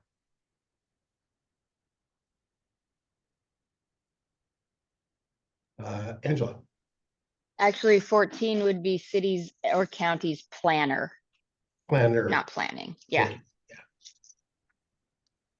Roger? I just want to be clear that we're making just those changes and we're going to continue to discuss the rest of the makeup. Okay. Yes.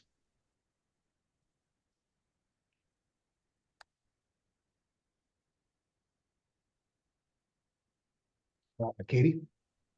Yeah, I just I just want to flag this. I support these changes. Would, in thinking about how, like, we just talked about the oh my gosh, I'm forgetting the gal who just did Megan Lewis, who just did what's the type of carbon that that she was talking about? Oh, embodied. Yeah. Would a supplier be somebody that would be able to be adding that kind of input about eventually, like, just in thinking about how we address that piece of the carbon structure? Or is that just something that, yeah, I guess, Todd, that would be a question for you. Yeah, it's a good question, Katie. I think that could be fine if that was an emphasis. I was making the distinction of kind of a distributor as opposed to, and then a manufacturer, yes, is absolutely has to be, and we are, fluent in EPDs and LCAs and so forth. But it's a good point. I made this argument yesterday at a round table of the distinction between what we consider a whip, a 2x6 or a concrete block or something, as opposed to the actual intention here of an assembly or a system. And I was trying to shift that focus a little more towards that application rather than the whip, the work in progress. Sorry. Got it. No, I mean, I'm just, as we think of that, integrating something like those calculations into this, I think it would be interesting but here it makes sense. So yeah, and I know that there's entities like IWP and ORPAC and HUDIG that distribute all these materials, and by their nature know some of the carbon impacts. Yeah, I'll just add in, as a manufacturer, we do know everything, every ingredient we're putting in our products, obviously. So we are experts in. But we'd only have one manufacturer, so they would know their industry and not perhaps have the breadth of knowledge that a distributor would. That's fair. Roger? I wanted to remind everybody that this is only the voting members of this tag and that Correct. anybody can participate. And then Katie, in response, I would assume that this tag is doing their work in the next year to 18 months, probably something like that. And, other than the proposal that is in the IBC tag right now, anything that comes out of the legislature, it would probably be after this. So while I certainly applaud making sure we bring that kind of expertise in, I think certainly potentially the structural engineer and the architect could bring that knowledge to this group if it was needed, as well as other people. So not sure it is a requirement that there's that, just because of the timing perspective. Okay, I don't see any other hands up. Todd, would you be in favor of putting supplier back in 15? Yeah, I'm agnostic to it. Okay.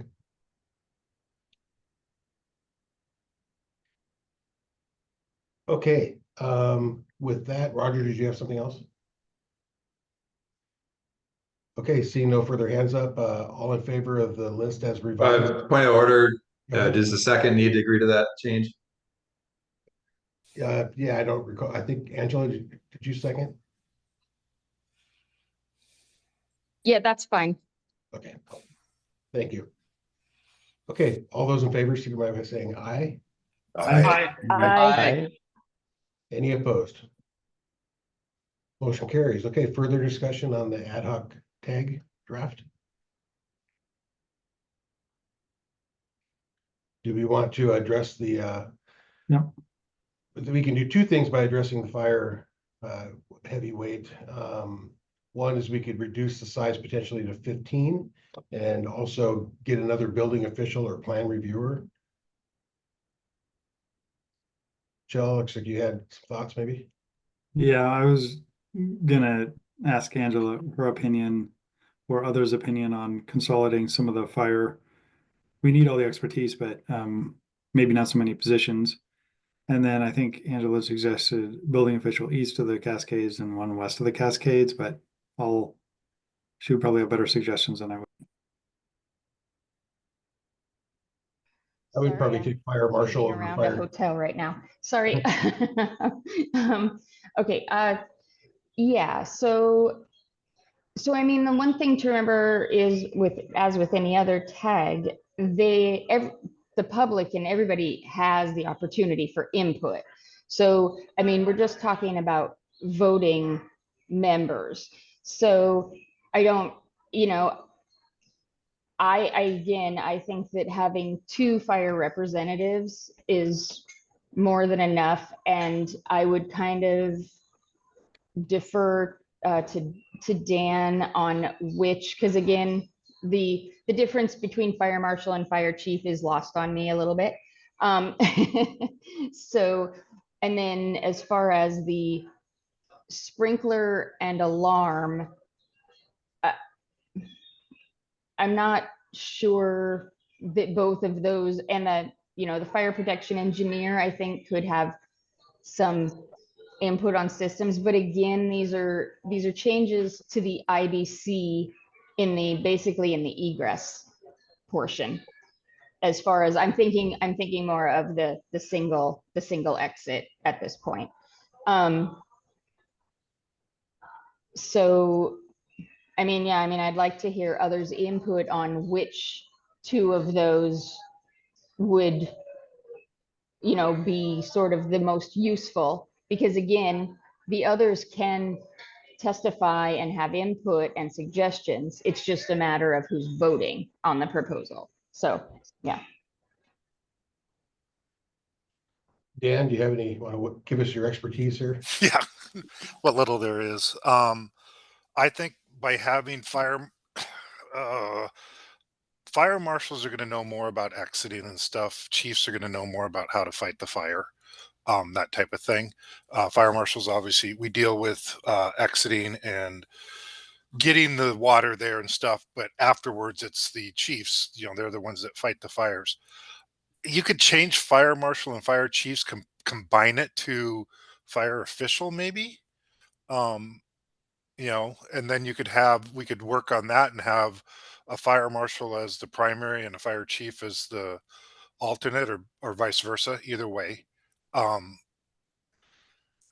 the industry, I'm not so sure, fire protection engineers, I think, would be a very good one to have because they would understand the sprinkler and alarm stuff.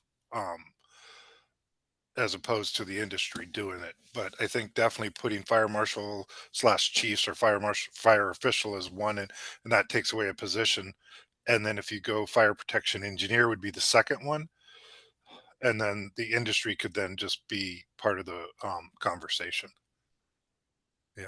I like those ideas. Um, Obviously, I also like having 5 fire people on there too. I understand the weighting of it, but I think fire marshal, fire official, and then fire protection engineer. Um, and maybe, that's up to everybody else too. A third one that just says fire industry, and then it could be the same thing as the fire marshal, fire chiefs. So just some thoughts there for people to think about. That sounded like a well-written motion to me. Don't ask me to repeat it though. I think Dustin's got it. Okay, he's always got it. Chell? Yeah, I guess I heard fire official was combining 9 and 10. And then perhaps, I guess I heard 3, fire protection engineer, and then someone to represent the fire sprinkler or alarm industry. Is that what you said, Dan? Yeah, have the fire official, fire protection engineer, and then fire industry. I think would be, that way we go from 5 to 3. That lowers it. And if we had to, if you only wanted 2, I would say the fire official and the fire protection engineer, and then they'll be able to answer questions on the industry stuff, because they deal with fire alarms and fire sprinklers. So either way. Yeah, and I guess if we decided between sprinkler and alarm, I think there'll be a lot of discussions on which type of sprinkler system and that. So having that sprinklers might be more important than alarm if we went in that direction. Yeah. Okay, so again, I'd like to see that in the form of a motion, and Jill, it sounds like you're ready to second. Well, I actually have a comment first, if I may. Go ahead, Todd. And thank you, Dan. That's the kind of feedback we were definitely looking for. I could also see keeping Marshall, say if the number is 3 we're looking for, Marshall, chief, and engineer. I think that might be a little more consistent with the rest of the makeup, because we're not bringing industry solutions into the other seats, unless I'm missing something here. The engineer kind of serves that role, like you said. The marshal is really important for egress and so forth. The chief is really important for all of the externalities. Yes, it's in the building code, but those externalities that are part of like the Seattle model, for example, are so critical. And we would really want that voice in there. I know they'd be there anyway, but whether or not it's a vote. So if it's 3, I'd say marshal, chief, engineer. I could get on board with industry if someone wants to combine marshals and chiefs. Okay, Dustin, is that you with the hand up? We have our hand up for Ty Mincer. Oh, go ahead, Ty. Well, I just wanted to, I like the prioritization, but seems like there's 3 things that I've heard we're trying to juggle. One is potentially reducing to 15. The second is to create potentially another building official slot. And the third one is then to condense the fire. So I guess for me, the number, if we're going to entertain another building official slot and we're going to try to hit 15, then the number needs to be 2. So I would like fire official and fire protection engineer. And then, as Dan suggested, have the industry folks part of the conversation. But I just wanted to remind everyone that we did have that suggestion about another code building official person. And then we also had the suggestion about trying to hit 15. That also sounded like a good motion. Chair, I know you're in a hurry, but can someone help me understand the argument for 2 building officials if I'm trying to better understand, is a fire marshal and a fire chief equivalent to a building official and a building what? That's what I want to understand. Otherwise, it should be a building official and a fire official. And I think I'll let Angela address that. It's a matter of, if we're gonna have, say, 3 fire positions, we should at least have 2 building officials. If we go down to 2 fire officials, then I think we're good with keeping the 1 building official, especially since it is going to go back to the IBC tag and the IRC tag also. But yeah, it's the weighting kind of we have 15 positions and a 5th of them are fire, or it was a 3rd kind of.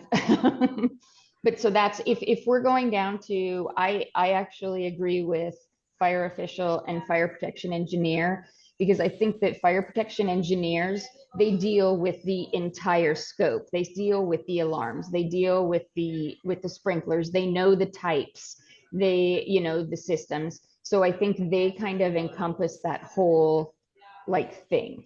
So if we go down to those 2, then I'm fine with staying with the single building official. Okay, Dan? Yeah, I think that's a good idea, because if the fire official, if we have a fire marshal, they are tasked just like a building official to do chapter 10, right? So you're going to have similar opinions, hopefully, if we're reading the code the same way. After what Todd said, I really think I hate to say it, but I think we should go fire official and fire chief, just because, like you said, the Seattle, the fighting of the fire is going to be huge when you're looking at some of these areas that we're looking at, those single stairs. My opinion would be to have fire marshal, fire chief, and fire protection engineer. Okay. I know it adds another fire thing, but the fire marshal and the fire chief are going to bring two totally different ideas, I think. Okay, Todd? Yeah, and I think without, jumping to what the solution is, I think there is kind of an assumption this isn't an appendix because there's going to have to be a local adoption, by zoning overlay or something like that. That was my argument for keeping the planners in there and then fire chief for that overlay for service. And then lastly, I just want to clarify, it's always been my assumption this is going back to IBC tag, IRC tag, and the IFC tag, unless someone sees that it wouldn't go back to IFC. I don't have an answer for that. Do we need insurance and appraiser in there? I'll answer, or I'll address that. I put it, I don't think you need them as a vote. I think it's important that they show up because as we ran in development code, zoning code hiccup in Spokane, because they weren't at the table, they had to address their part of it, but they just weren't there to do it in advance. So I don't think it has to be a vote though. Okay. We have the Honorable Micah Chappelle with his hand up. Thanks, Chair. I appreciate allowing the public to have input on this. I do believe that it is important to identify the east side and west side issues that were questioned, especially for the code officials and the fire code officials. You all know me, the lower number may be better on the tag, but again, I think some positions do need to be expanded, including building official and fire code official to east side and west side. I would support the number being higher on the tag and having positions for the fire marshals and fire chiefs, both east side and west side, because they see different issues depending on your side of the state. Same with code officials. You're going to get these buildings that may have, you're going to be different seismic zones. You're going to have different issues there. You're going to have the fire departments that have different service capabilities, different situations where what they're going to encounter depending on the side of the state they're on, honestly. So I would encourage definitely keeping an east side or making an east side for both fire code officials and building officials. The other reason that I want to throw out there for code officials, I'll even support that for fire code officials. Jurisdictions are required to enforce these codes. Yes, we want others to have input on them, but you need the technical experts, which will be the fire code officials and the building officials that have to enforce that, the technical side of it. Having a good voice there in east side and west side is really important, similar to the other positions we have in the building council for east and west side. Thanks. Thank you. Dan? I would just have a comment on the east-west thing. Because if we had the building official from Spokane and the building official from Seattle, that's exactly the same.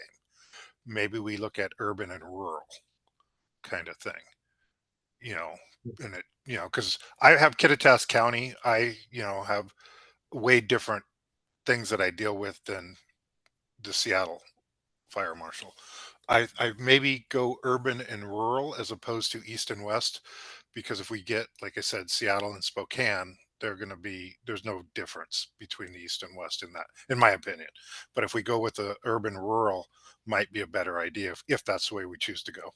Do you think what Dustin has suggested there with counties and cities would achieve that goal? Yes. Okay. So then 10 and 11 would be the same fire official, city, fire official, county, perhaps? Yeah. Okay. Todd? I think that's fine. I kind of like that the other way, but I was actually going to make an alternative approach that you have a building official, and if you go to the bottom of the list, I was fighting to have an actual code writer, the somebody who knows the building code and is usually, in my experience of building or previous building official, that knows how to actually write the technical, go to the bottom of the alternatives. So I just put it out there that someone who can actually be in those meetings. An example I'll give, I don't think he minds me giving it, when we did the ad hoc tsunami tag, it was really valuable to have somebody like John Sue in there who had the expertise, obviously as a former building official, but also can write. So, thank you. Roger. Yeah, I would agree with Todd's last comment. I mean, as we are, number one, this is affecting what, 3 codes? And it seems like a number of the more contentious issues that I've been involved in my 3 years here, at least a big portion of it is coming down to making sure that the code language is written correctly. There is the intent and what we're trying to do. And then how is it actually done in the code language? And I think since we're kind of going through 3 codes, I would support that as the code consultant or something like that. And then I also, I was part of the conversation about trying to limit it to 15. I think a big part of that drive was, making sure that we have a quorum on the tag and that kind of thing. This is a pretty specific task that this group has, so I wouldn't be opposed to going more than 15. I mean, I understand that the arguments for limiting it, but in this case, is that the highest priority? I think the biggest priority is making sure that we get good representation and a good group that comes out with a good product. So. Okay. We've got a proposal on the screen. There's no motion at this point to accept it. If somebody would like to do so. Don't everybody jump at once. I would make a motion to approve the 17 positions shown on the right on the screen. Okay. I'll second it. Thank you, Dan. Any further discussion on this? Seeing none, all those in favor? Aye. Aye. Aye. Did I hear a kid's voice? Any opposed? Okay, motion carries. Cool. We've got our ad hoc tag. Now we just got to find the members. So I was hoping we might also appoint a chair and alternate chair at today's meeting. okay. Is there anybody that's currently not chairing a tag or a committee? Dan, are you? I don't. Are you're on fire? I'm assuming. Yeah. Any council members that are not currently chairing a tag or a committee? No. Ty has raised his hand. Hi. He's answering the affirmative to your question. I don't know, so this is a volunteer. I didn't get that. Was he volunteering? I'll let you speak. I was just answering your question, Damon. I gotcha. Ty, would you be willing to take this on? If I am needed, yeah, what's our, It's gonna be 2025, it was alongside group 2 codes, and as we get into the thick of it, we'll probably be having at least 1 meeting a week for a while as we do it. yeah, it's gonna be, I don't think I can commit to it. Yeah. This is my responsibilities as chair of the county commission. Anyone else?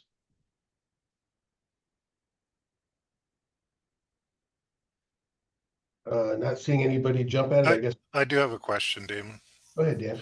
So is this going to be next cycle or is this during this cycle? This is This is cycle. during this cycle and alongside of our group 1, group 2 codes.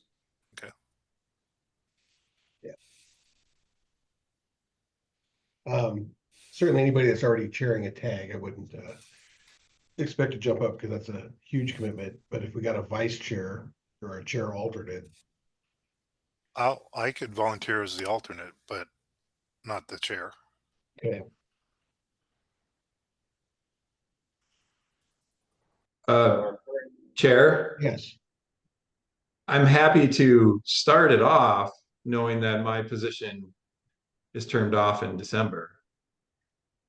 Yeah, and I'm not even sure this group will meet before January. Do you see that happening, Dustin? I mean, we could, but it wasn't really necessarily part of the vision at this point. Right. I would argue it's valuable to get started while we still have the IBC open, knowing, but just put it out there. Somebody else is gonna have to pick it up. Yeah. Well, we still have to fill all the spots too. Angela? I would maybe suggest, sorry, my camera's. We see you.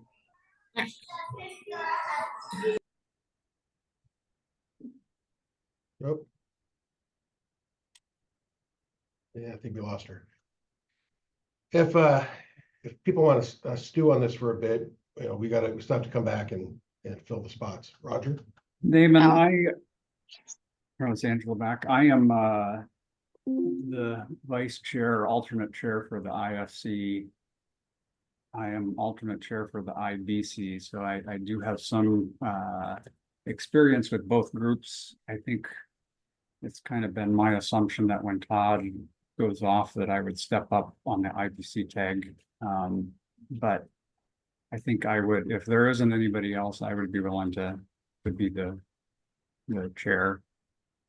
Okay. I'm also, I think, on, what is it, the legislative or, the BRFW committee. But And Roger, if I may, thank you for that, because as you know, the IBC should be done yeah, early next year, so it could transition into this. So yeah, thank you.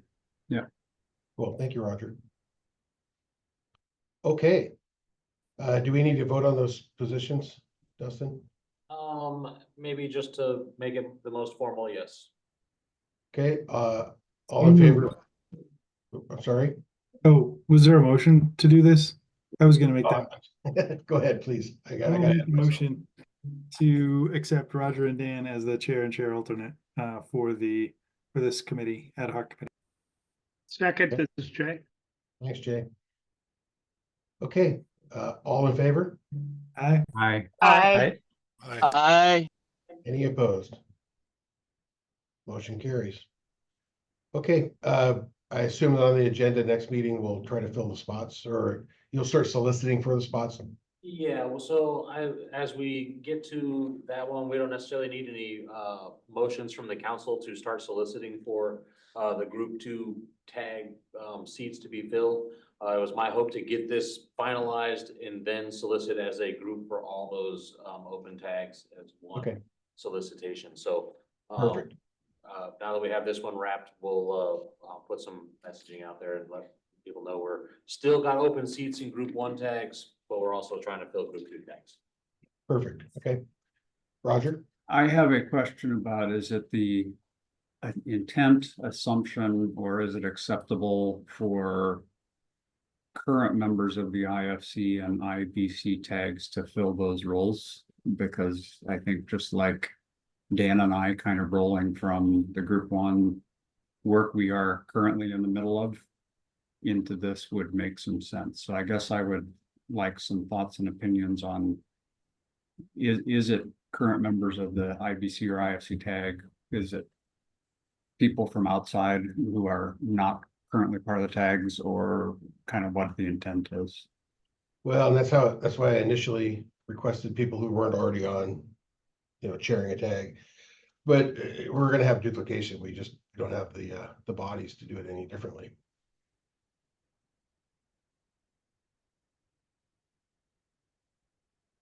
Anybody else have any thoughts on that? Todd? I think since this is an ad hoc, I think we should go recruit very specific experts. Sometimes the tag members are also representing organizations, and whereas it worked really well in Tsunami Tag to just have very specific experts in this area, and then that rolled into the IBC tag eventually with their positions. Okay. I think he was referring to the leadership on the tag, but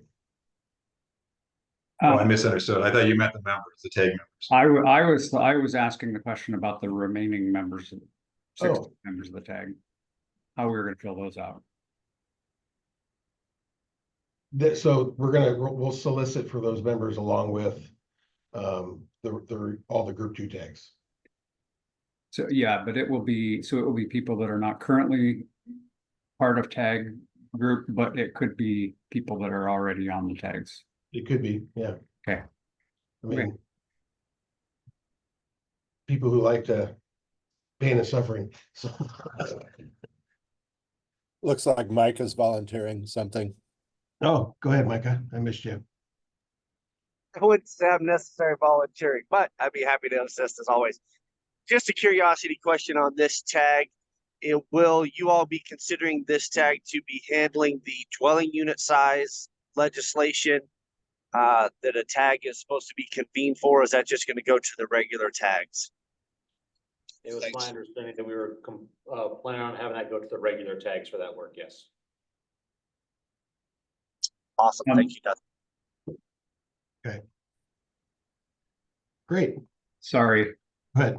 Damon, I would ask Dustin, at the next council meeting, I would like it to be very, very clear. Micah raises a good question. This is an ad hoc.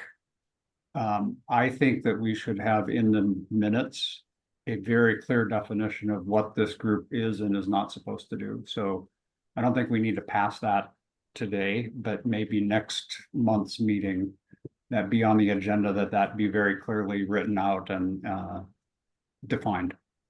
So just so I'm clear, so bring back to the November meeting a pretty much a mission statement for this group, what they are doing, what they're not doing, and what the other legislative tasks, how those are going to be addressed as well. Just kind of get all that one body statement. Sure, I'm just looking as the chair is, all right, what do we have to do exactly? So I would ask the full council for that clear direction. Yeah. Fair enough. Okay, moving on to item number 9, absentee tag members. So on this one, let me close out of what we got here and bring up this one.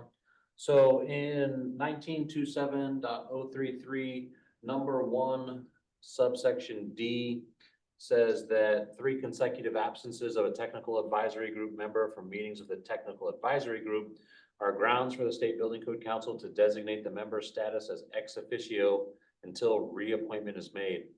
Ex officio members are not considered when determining a quorum. We have in the fire code tag a member who has not been there for quite a few meetings. And I want to point out though that the absence has not resulted in lack of quorum. So the business has been moving on the fire code tag without this particular member, but we keep on calling the name and hearing no reply, and we're not receiving communications from this member. So as posted for this meeting, I have the a attendance sheet that we've been keeping track of, and it shows with highlighted sections kind of where folks are absent in here. And let me bring it up for the group to look. This is my roll call sheet that we use during the tag meetings, and our home builder / affordable housing developer primary seat has not been in attendance since the May 7th tag meeting. But like I said, we haven't been suffering lack of quorum due to their absence. And just because we have the new provision for potentially designating them as ex officio, the fire tag made a motion to bring this to the council's attention for a potential designation as ex officio for this particular member. Okay, Joe. Yeah, that seems reasonable to me. If the tag is asking for this, then I think we should seriously consider it. We have rules and we should follow those rules. And And I guess on this chart, I was looking at this chart and trying to make heads or tails of it. So A means absent, P means present. And it looks like, is that correct? Yes, sir. So there's a number of members that are absent for multiple meetings, but this one has, The longest. I don't know, like 12 in a row or something like that, which does seem like, yeah, let's find somebody else to represent this industry. So I'd be in favor of removing this person from the tag, especially if they're non-responsive to staff. And on that note, Chell notes that there are multiple people with more than 3 consecutive absences. These folks are communicating that their absence will be here. You'll notice, for example, in our architects line, when one of these is absent, for the most part, our alternate is absent there. In the case of the home builder, affordable housing developer representation, we don't have an alternate to potentially take the spot of this absence here. So this is pretty much the only one that we have with a long-standing running string of absences. And we're also not receiving communications from this individual. Okay. Okay, and I offer up an apology because I tried to help recruit this person, and they're very involved at the state and national level. But he expressed a lot of frustration with the time commitment, and said, hey, if you're not at the table, you're probably on the menu. So there you have it. We will work to see that we can find another home builder to get in there. Jay, go ahead.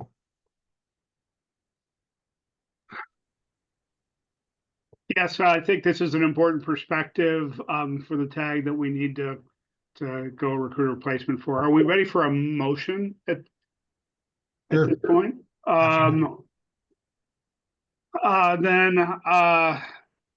Sorry, don't have the previous language, but would move to make Mike Nykrum's position ex officio while we recruit a replacement for the home builder affordable housing developer on the IFC tag.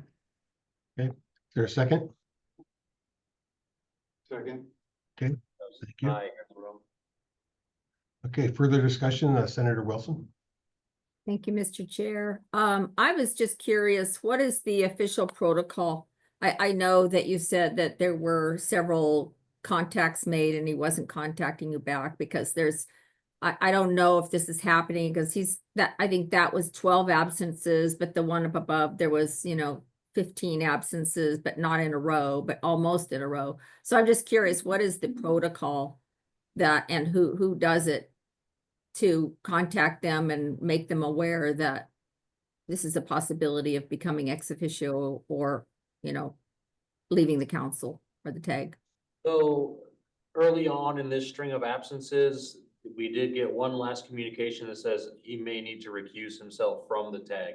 We did not get an official step down notification from Mike, but as far as the protocol for letting them know that this might be happening, there's no protocol established for that.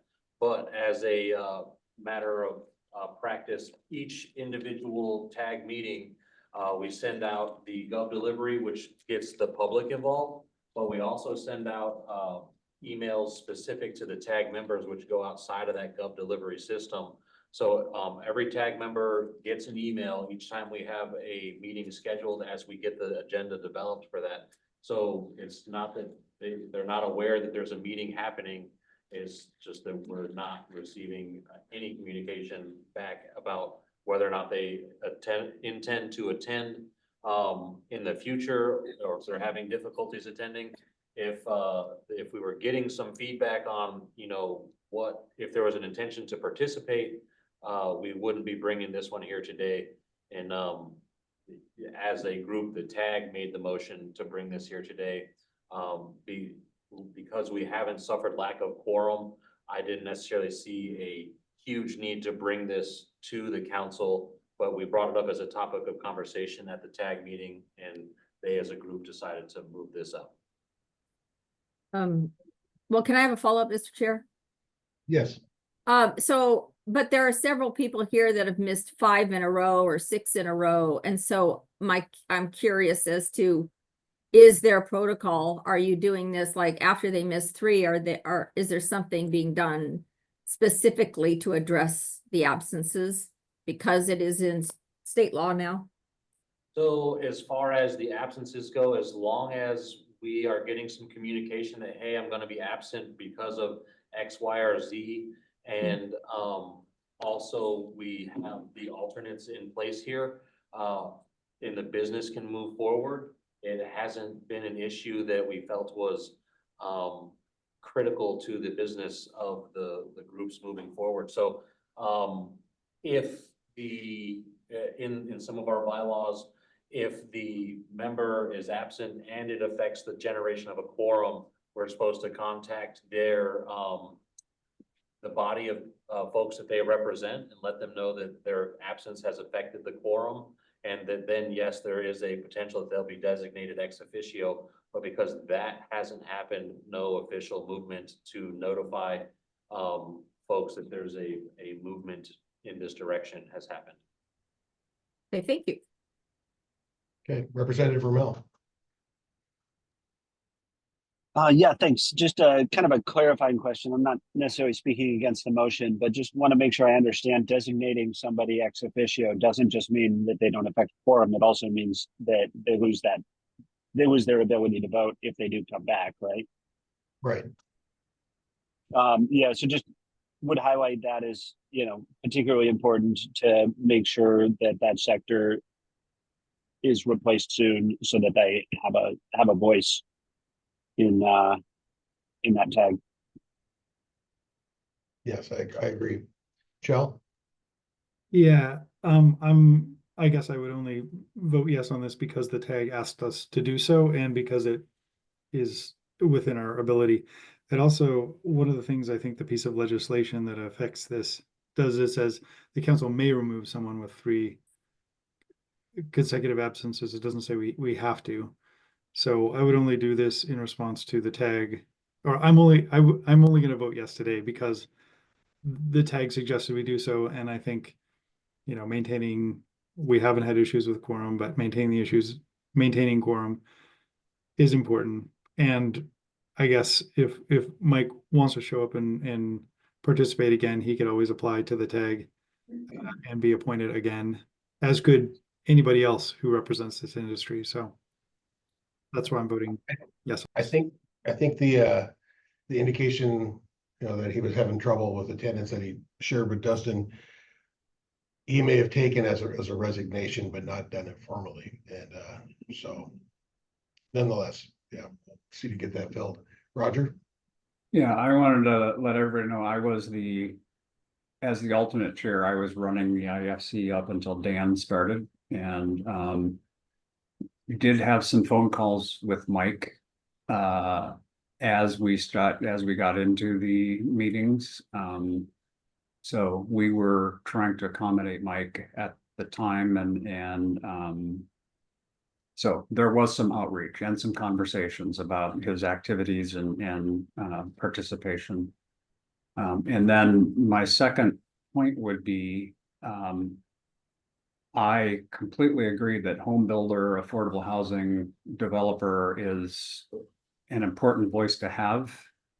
And yet I think that we've had difficulty on a couple of the tags recruiting that type of a person. So I know I reached out to a bunch of people that I know and was unsuccessful in recruiting anybody. So I would just put the word out there. I think it is a very important voice, but we have had difficulty finding people to fill that voice. Yeah, it's obviously very frustrating to me as that is my industry. And I'm as busy as anybody else. We've got more work than we've ever had, but you see me here at all these meetings, so. Okay, any further discussion? Can we restate the motion, please?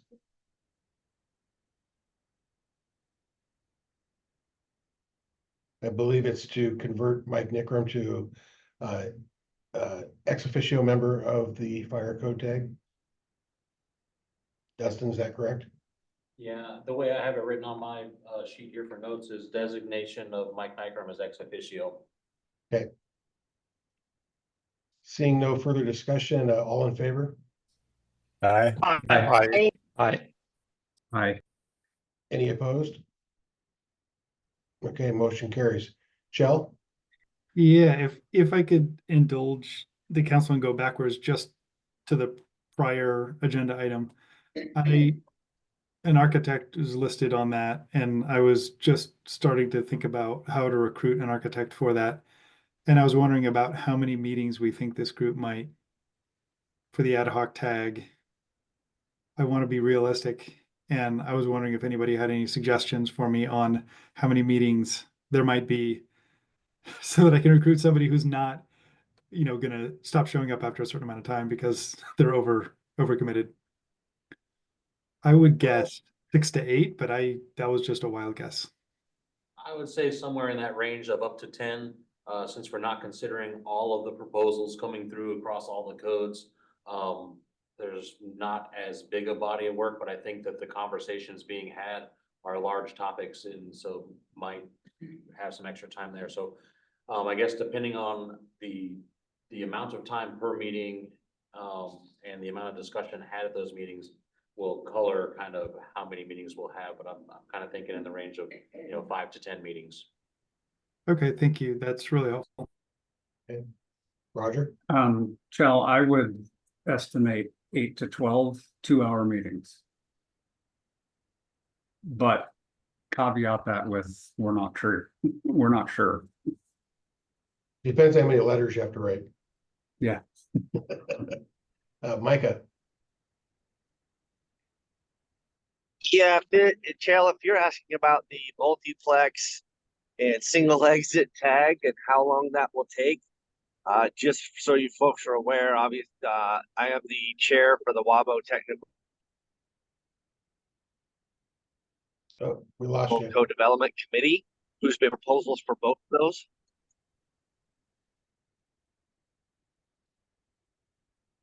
Micah, we're losing you.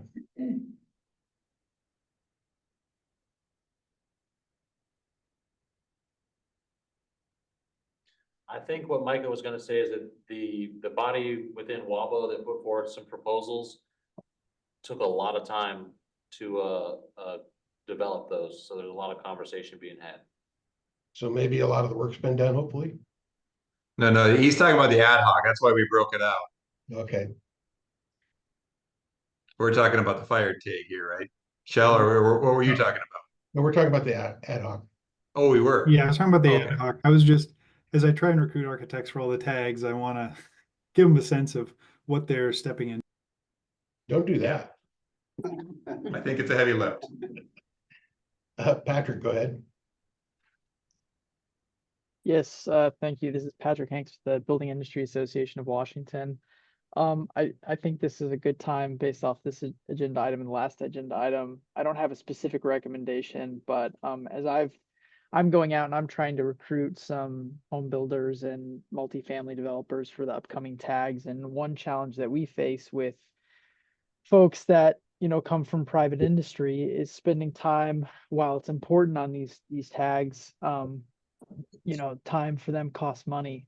And whereas there's other positions on here that they might be, their compensation is different to where they're not losing the same amount of, money by participating in this. And I think over the years, there's been a lot of increased workload placed on the tags, and we want to make sure the tags do a good process and are thorough. But just going forward, any opportunity we have to look for ways to make things more efficient on the tags so that they can just do what's absolutely necessary as quickly as possible, it would make it easier to, I think, recruit, architects and builders and folks that will be sacrificing, working hours to participate in this process. Thank you. Thank you. Okay. Micah's back with us, I think. You want to try again, Micah? I appreciate it. I apologize, folks, that dropped out. I don't know what you heard, but I was indicating that WABO Technical Co-Development Committee's been working on proposals for both the single exit and multiplex. The multiplex alone is well over a dozen meetings, if not probably closer to 20 at this point. There's a lot of technical information in there that has to be evaluated in order to allow those 6-unit structures to be built out of the residential code. So I would just to answer Roger Till's question and timeline, I think the dozen meetings may be an underestimate, quite honestly, but we'll see how it goes. I think the single exit one will be a lot quicker, but the multiplex one is a pretty major deal. And then having dealt with the smaller dwelling unit size items in Seattle previously, that also is a very robust discussion, and there's a lot that goes into evaluating, allowing those smaller dwelling units, smaller than the current 190 square foot efficiency dwelling unit. There's a lot to evaluate there, even though maybe it's doesn't seem so. So, and to talk about the time commitment and having the tag do the work, I agree on that comment. However, some of these proposals take years to develop in the model codes. So I don't want to push the tags too fast because we want to get a good product out, or the best product that we can for Washington. Thanks. Thank you, Mike. And I'm hoping that you end up filling that number 17 spot. And hopefully the work you guys have done will make the tags work a little bit easier rather than starting from scratch. So, okay. I think we're moving on to item number 10, other business. Is there any other business before we move on to the staff report? Anything for the good of the order? Go ahead, Senator Wilson.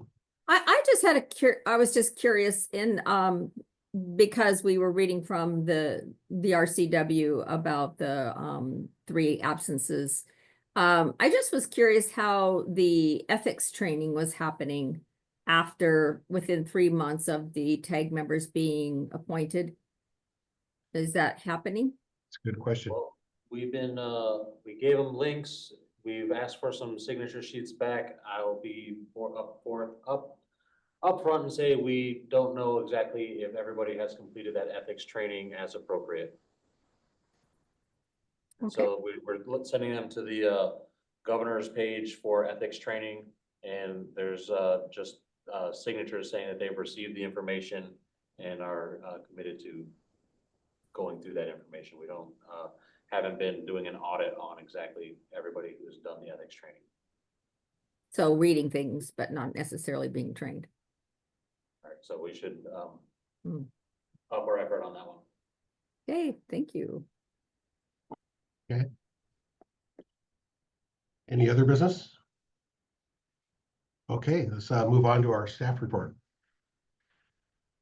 All right, so as part of this one, mainly what we have going on is we're still 2 positions shy for code specialists, and we are still recruiting for those positions. I do have hopes that we might fill those in the near future. And we're struggling to make the ends meet as far as the staff duties and responsibilities with that short staffing. So that's the biggest point I wanted to make. Not much else on that front. As part of the staff report, I have the budget report included in here, and that was sent out to the council after we didn't get to the agenda item at last month's meeting. And so I will bring that up to show here now. And this budget's already approved for the fiscal year 2025. And Damon, after I sent this out, you asked for some additional years worth of this data because you see some red numbers in here. And as you see, it looks like the building code council is in the red and would like to maybe work towards getting us out of the red there. So we have the budget report here. This is just kind of how it is. And as we meet with our financial folks here at the Department of Enterprise Services, the outlook is not necessarily dire, but we are we're operating at a limit, and we have the money where we need it at the moment, but, should, legal fees and things like that continue to mount, there will be issues in the future. And if I could ask real quick, I don't see legal fees as a line item. It is not. Is it professional service contracts? That's part of it. I'd have to go back in here. This was handed out as something that I was told that Stoyan had delivered to the council in previous years. I'm not sure exactly what all goes into the creation of this particular document. This was handed back to me, but when we talk financials in the department, the legal fees are always a big part of that discussion and where the monies are coming from. Gotcha. Okay. And in the comments that just to share with the council what I sent off to Dustin, in the various boards and positions I've held over the years, I always assume some fiduciary responsibility, and I would think that we all would feel that way. So let's keep ourselves out of hot water and not incur legal fees. Yeah, this is kind of shocking, and I'm very curious. I haven't seen any other. This is the first budget report I've seen in the 2.5 years on the council. I have not seen any previous, and wonder have we been operating at a deficit for a number of years? Is this an odd deficit? I mean, I don't know. That's really what I'd like to find out, and then see what we can do to correct it. So, with that, I'll turn it over to the council. Tom. Yeah, I was just wondering if you could remind me what types of things are in the goods and services line. The goods and I would have to go back and refer to our itemized budget stuff, but yeah, honestly, I don't have a great answer for you right off the top of my head. What is all in there? Okay. Senator Wilson. Okay, thank you, Mr. Chair. So I was looking into this yesterday as well, and I went back to the budget, legislative budget. That's kind of where my interest lies these days. And there are two line items in the budget. One of them is for is 250,000 for that the study, the embodied carbon study, and but there's another 500,000 that is coming from the Climate Commitment Act that are for litigation. So I would think that we need to show the ins and the outs, because I believe there was money, I'm pretty darn sure there was money last year that was given to the Building Code Council for lawsuits. So I would hope that should be included in expenses, and as well as the money from the legislature should show up there too. And I know that Damon was asking kind of the same thing as where's the line item for those? And I think they should show up somewhere. You haven't received the 500,000, the $500,000 from the Climate Commitment Act account yet, but anyway, I think that might be a good thing to do as we prepare this budget. So as I understand it, though, like this is showing the funds from the Building Code Council account. And so those other items and buckets of money that you're referring to aren't reflected in here as I understand it. But what I'm hearing is that this body would like to see those items included in our total presentation. Yes. If I could ask a follow-up question, does the council have any fiduciary responsibility here, or is the budget something we should vote on an annual basis? Is it mentioned in our bylaws anywhere? It is mentioned in the RCW that the council should approve the budget, but as I understand, it hasn't happened like that in the past. Interesting. Okay. Chell? Yeah, I know when Stoyan was here, there were the budget was kept under some other entity, and so it was difficult to, even if we had money, to spend it in some way. So I know there's some complexity here that's probably not reflected here, but it does seem like, looking at the fiscal year 24 plan, which is the third column from the left, it does seem strange that we would have planned to lose $418,000 in a year. That seems like that would have jumped out at anyone who looked at this, if in fact that was what was brought up last year to anyone. Whether we have a fiduciary responsibility or not, it's a bit embarrassing if we have a budget that is so out of whack that we planned to be so out of whack. So there could be other monies that are just not reflected here. There could be other things, but yeah, I need to know more about why we would have planned to lose a bunch of money in 1 year. And not ask for additional money if we really needed to spend all that money. Yeah, I agree. Todd? Yeah, thank you, Chair. I mean, it's an interesting question whether this body operates as a board overseeing budget like a typical board. I've never thought of it that way. I think it's up to the legislature to define that. And it's up to DES as the administrative agency to define that. I would say the thing that has never been communicated to the council, but also to the legislature, is what I would call a cost share of all of our time. We're volunteers. And so while I appreciate comments, about, being efficient and so forth, or trying to avoid, litigation, it's also, we all have day jobs. Most of us do here. That's why we're subject matter experts. So I take a little bit of like offense to that, because a lot of our time is wasted in executive session and so forth. And I'd like to see that captured at some point, because my company might be pretty upset with the amount of time we spend in that. So they understand my commitment as a volunteer to Washingtonians and rulemaking and so forth. But I would just love to see that budget in there somewhere as a caution. So thank you. I don't know if there's precedent for that. Just it's more of a question, I guess. Thanks. Yeah. So are we looking for any action from staff? We want to get more detailed information for the next meeting, perhaps? Tom?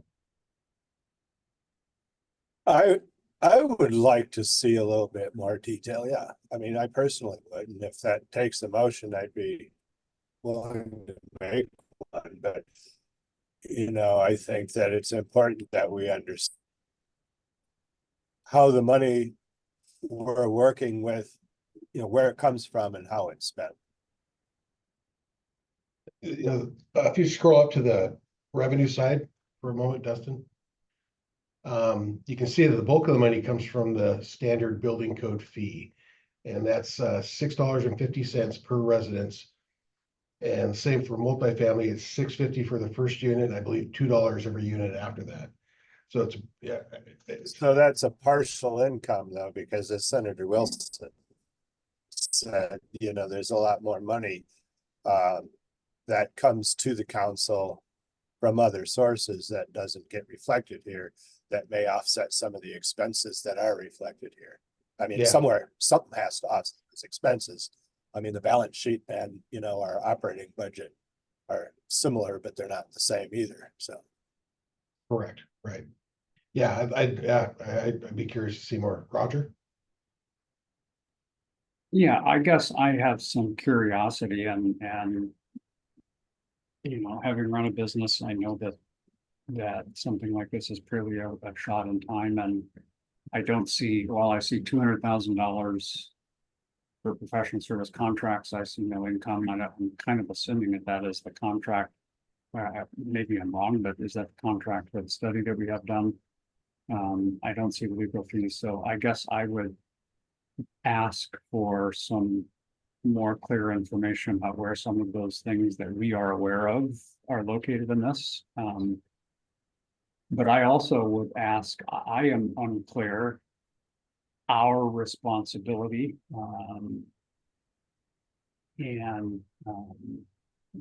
as far as the budget, I've been on the council for 2.5 years. I've always kind of assumed that the budget is something that the staff takes care of, and that's with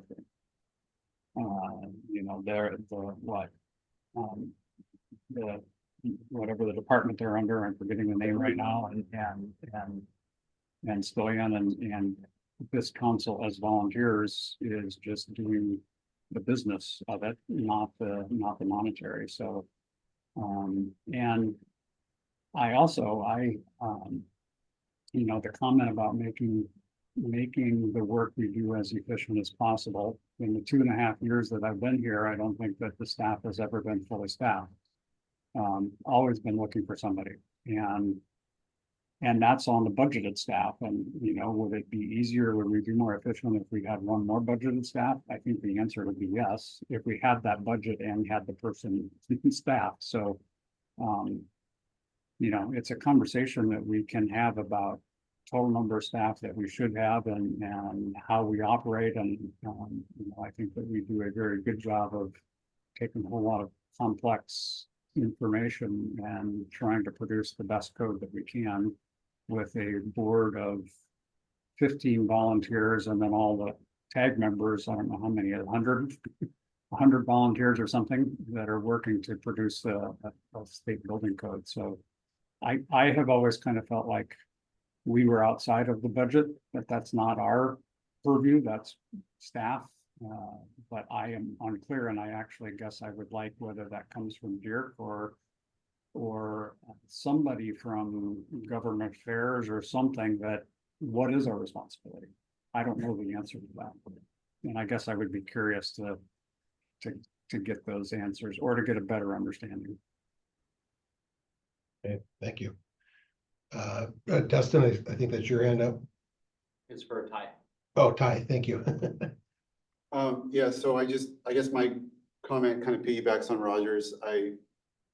I was curious, now I'm a little concerned that we have a responsibility to approve the budget and we're not doing that.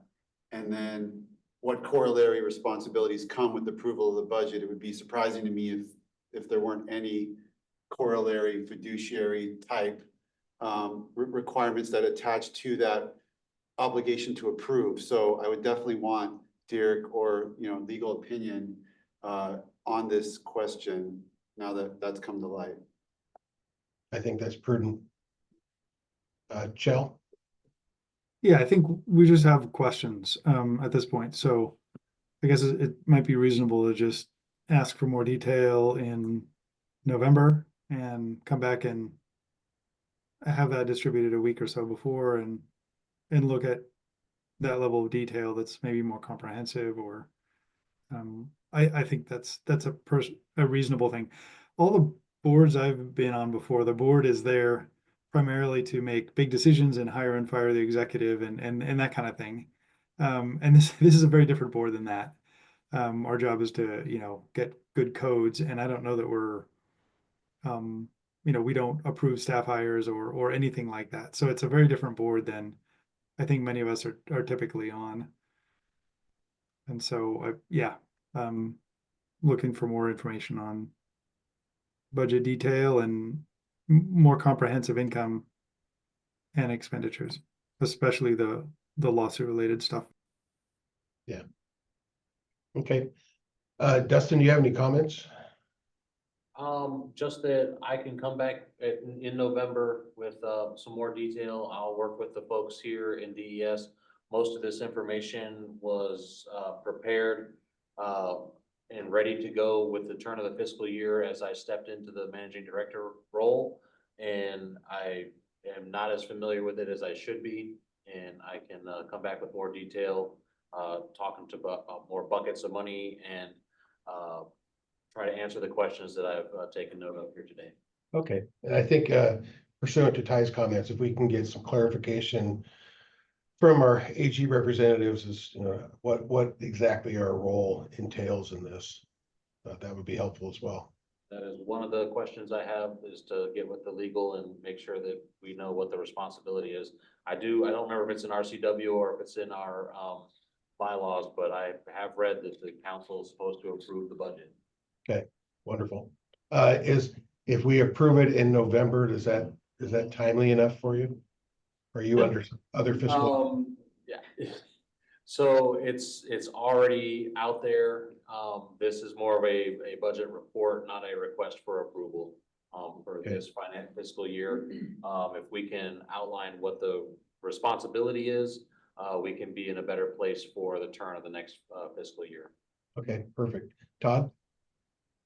Yeah, thank you. But if it's a requirement to approve a budget, that's great. But we also want to emphasize, if we don't understand what the volunteer cost share is, we don't have any way to control that either. And I think in the past, Stoyan has brought forward to the council a comparison to other states. And we have a unique model in Washington where the legislature has appointed or has established a rulemaking body. Other states like California, Colorado, where this is an administrative process under the governor in an agency. I'd like to see their comparative budgets for the type of work we're doing on a volunteer basis. Because otherwise, how are we really talking about how to balance staff versus council time? Right. Good comments. Tom? Tom? Yeah, the other question I had, this is on a July to June 30 fiscal year, correct? Yes. So that these actuals here are 4 months out of 12 in these budget columns, right? Then? Yes, sir.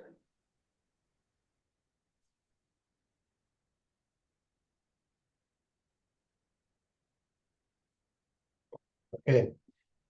Any further comments or discussion? Okay, any last thing for the good of the order? Thank you all for taking your time on a Friday, and we will see you in November next month. So, meeting is adjourned. Thanks all. Everybody. Thank you. Everybody, thanks, Mr. Chair. Everybody have a good week.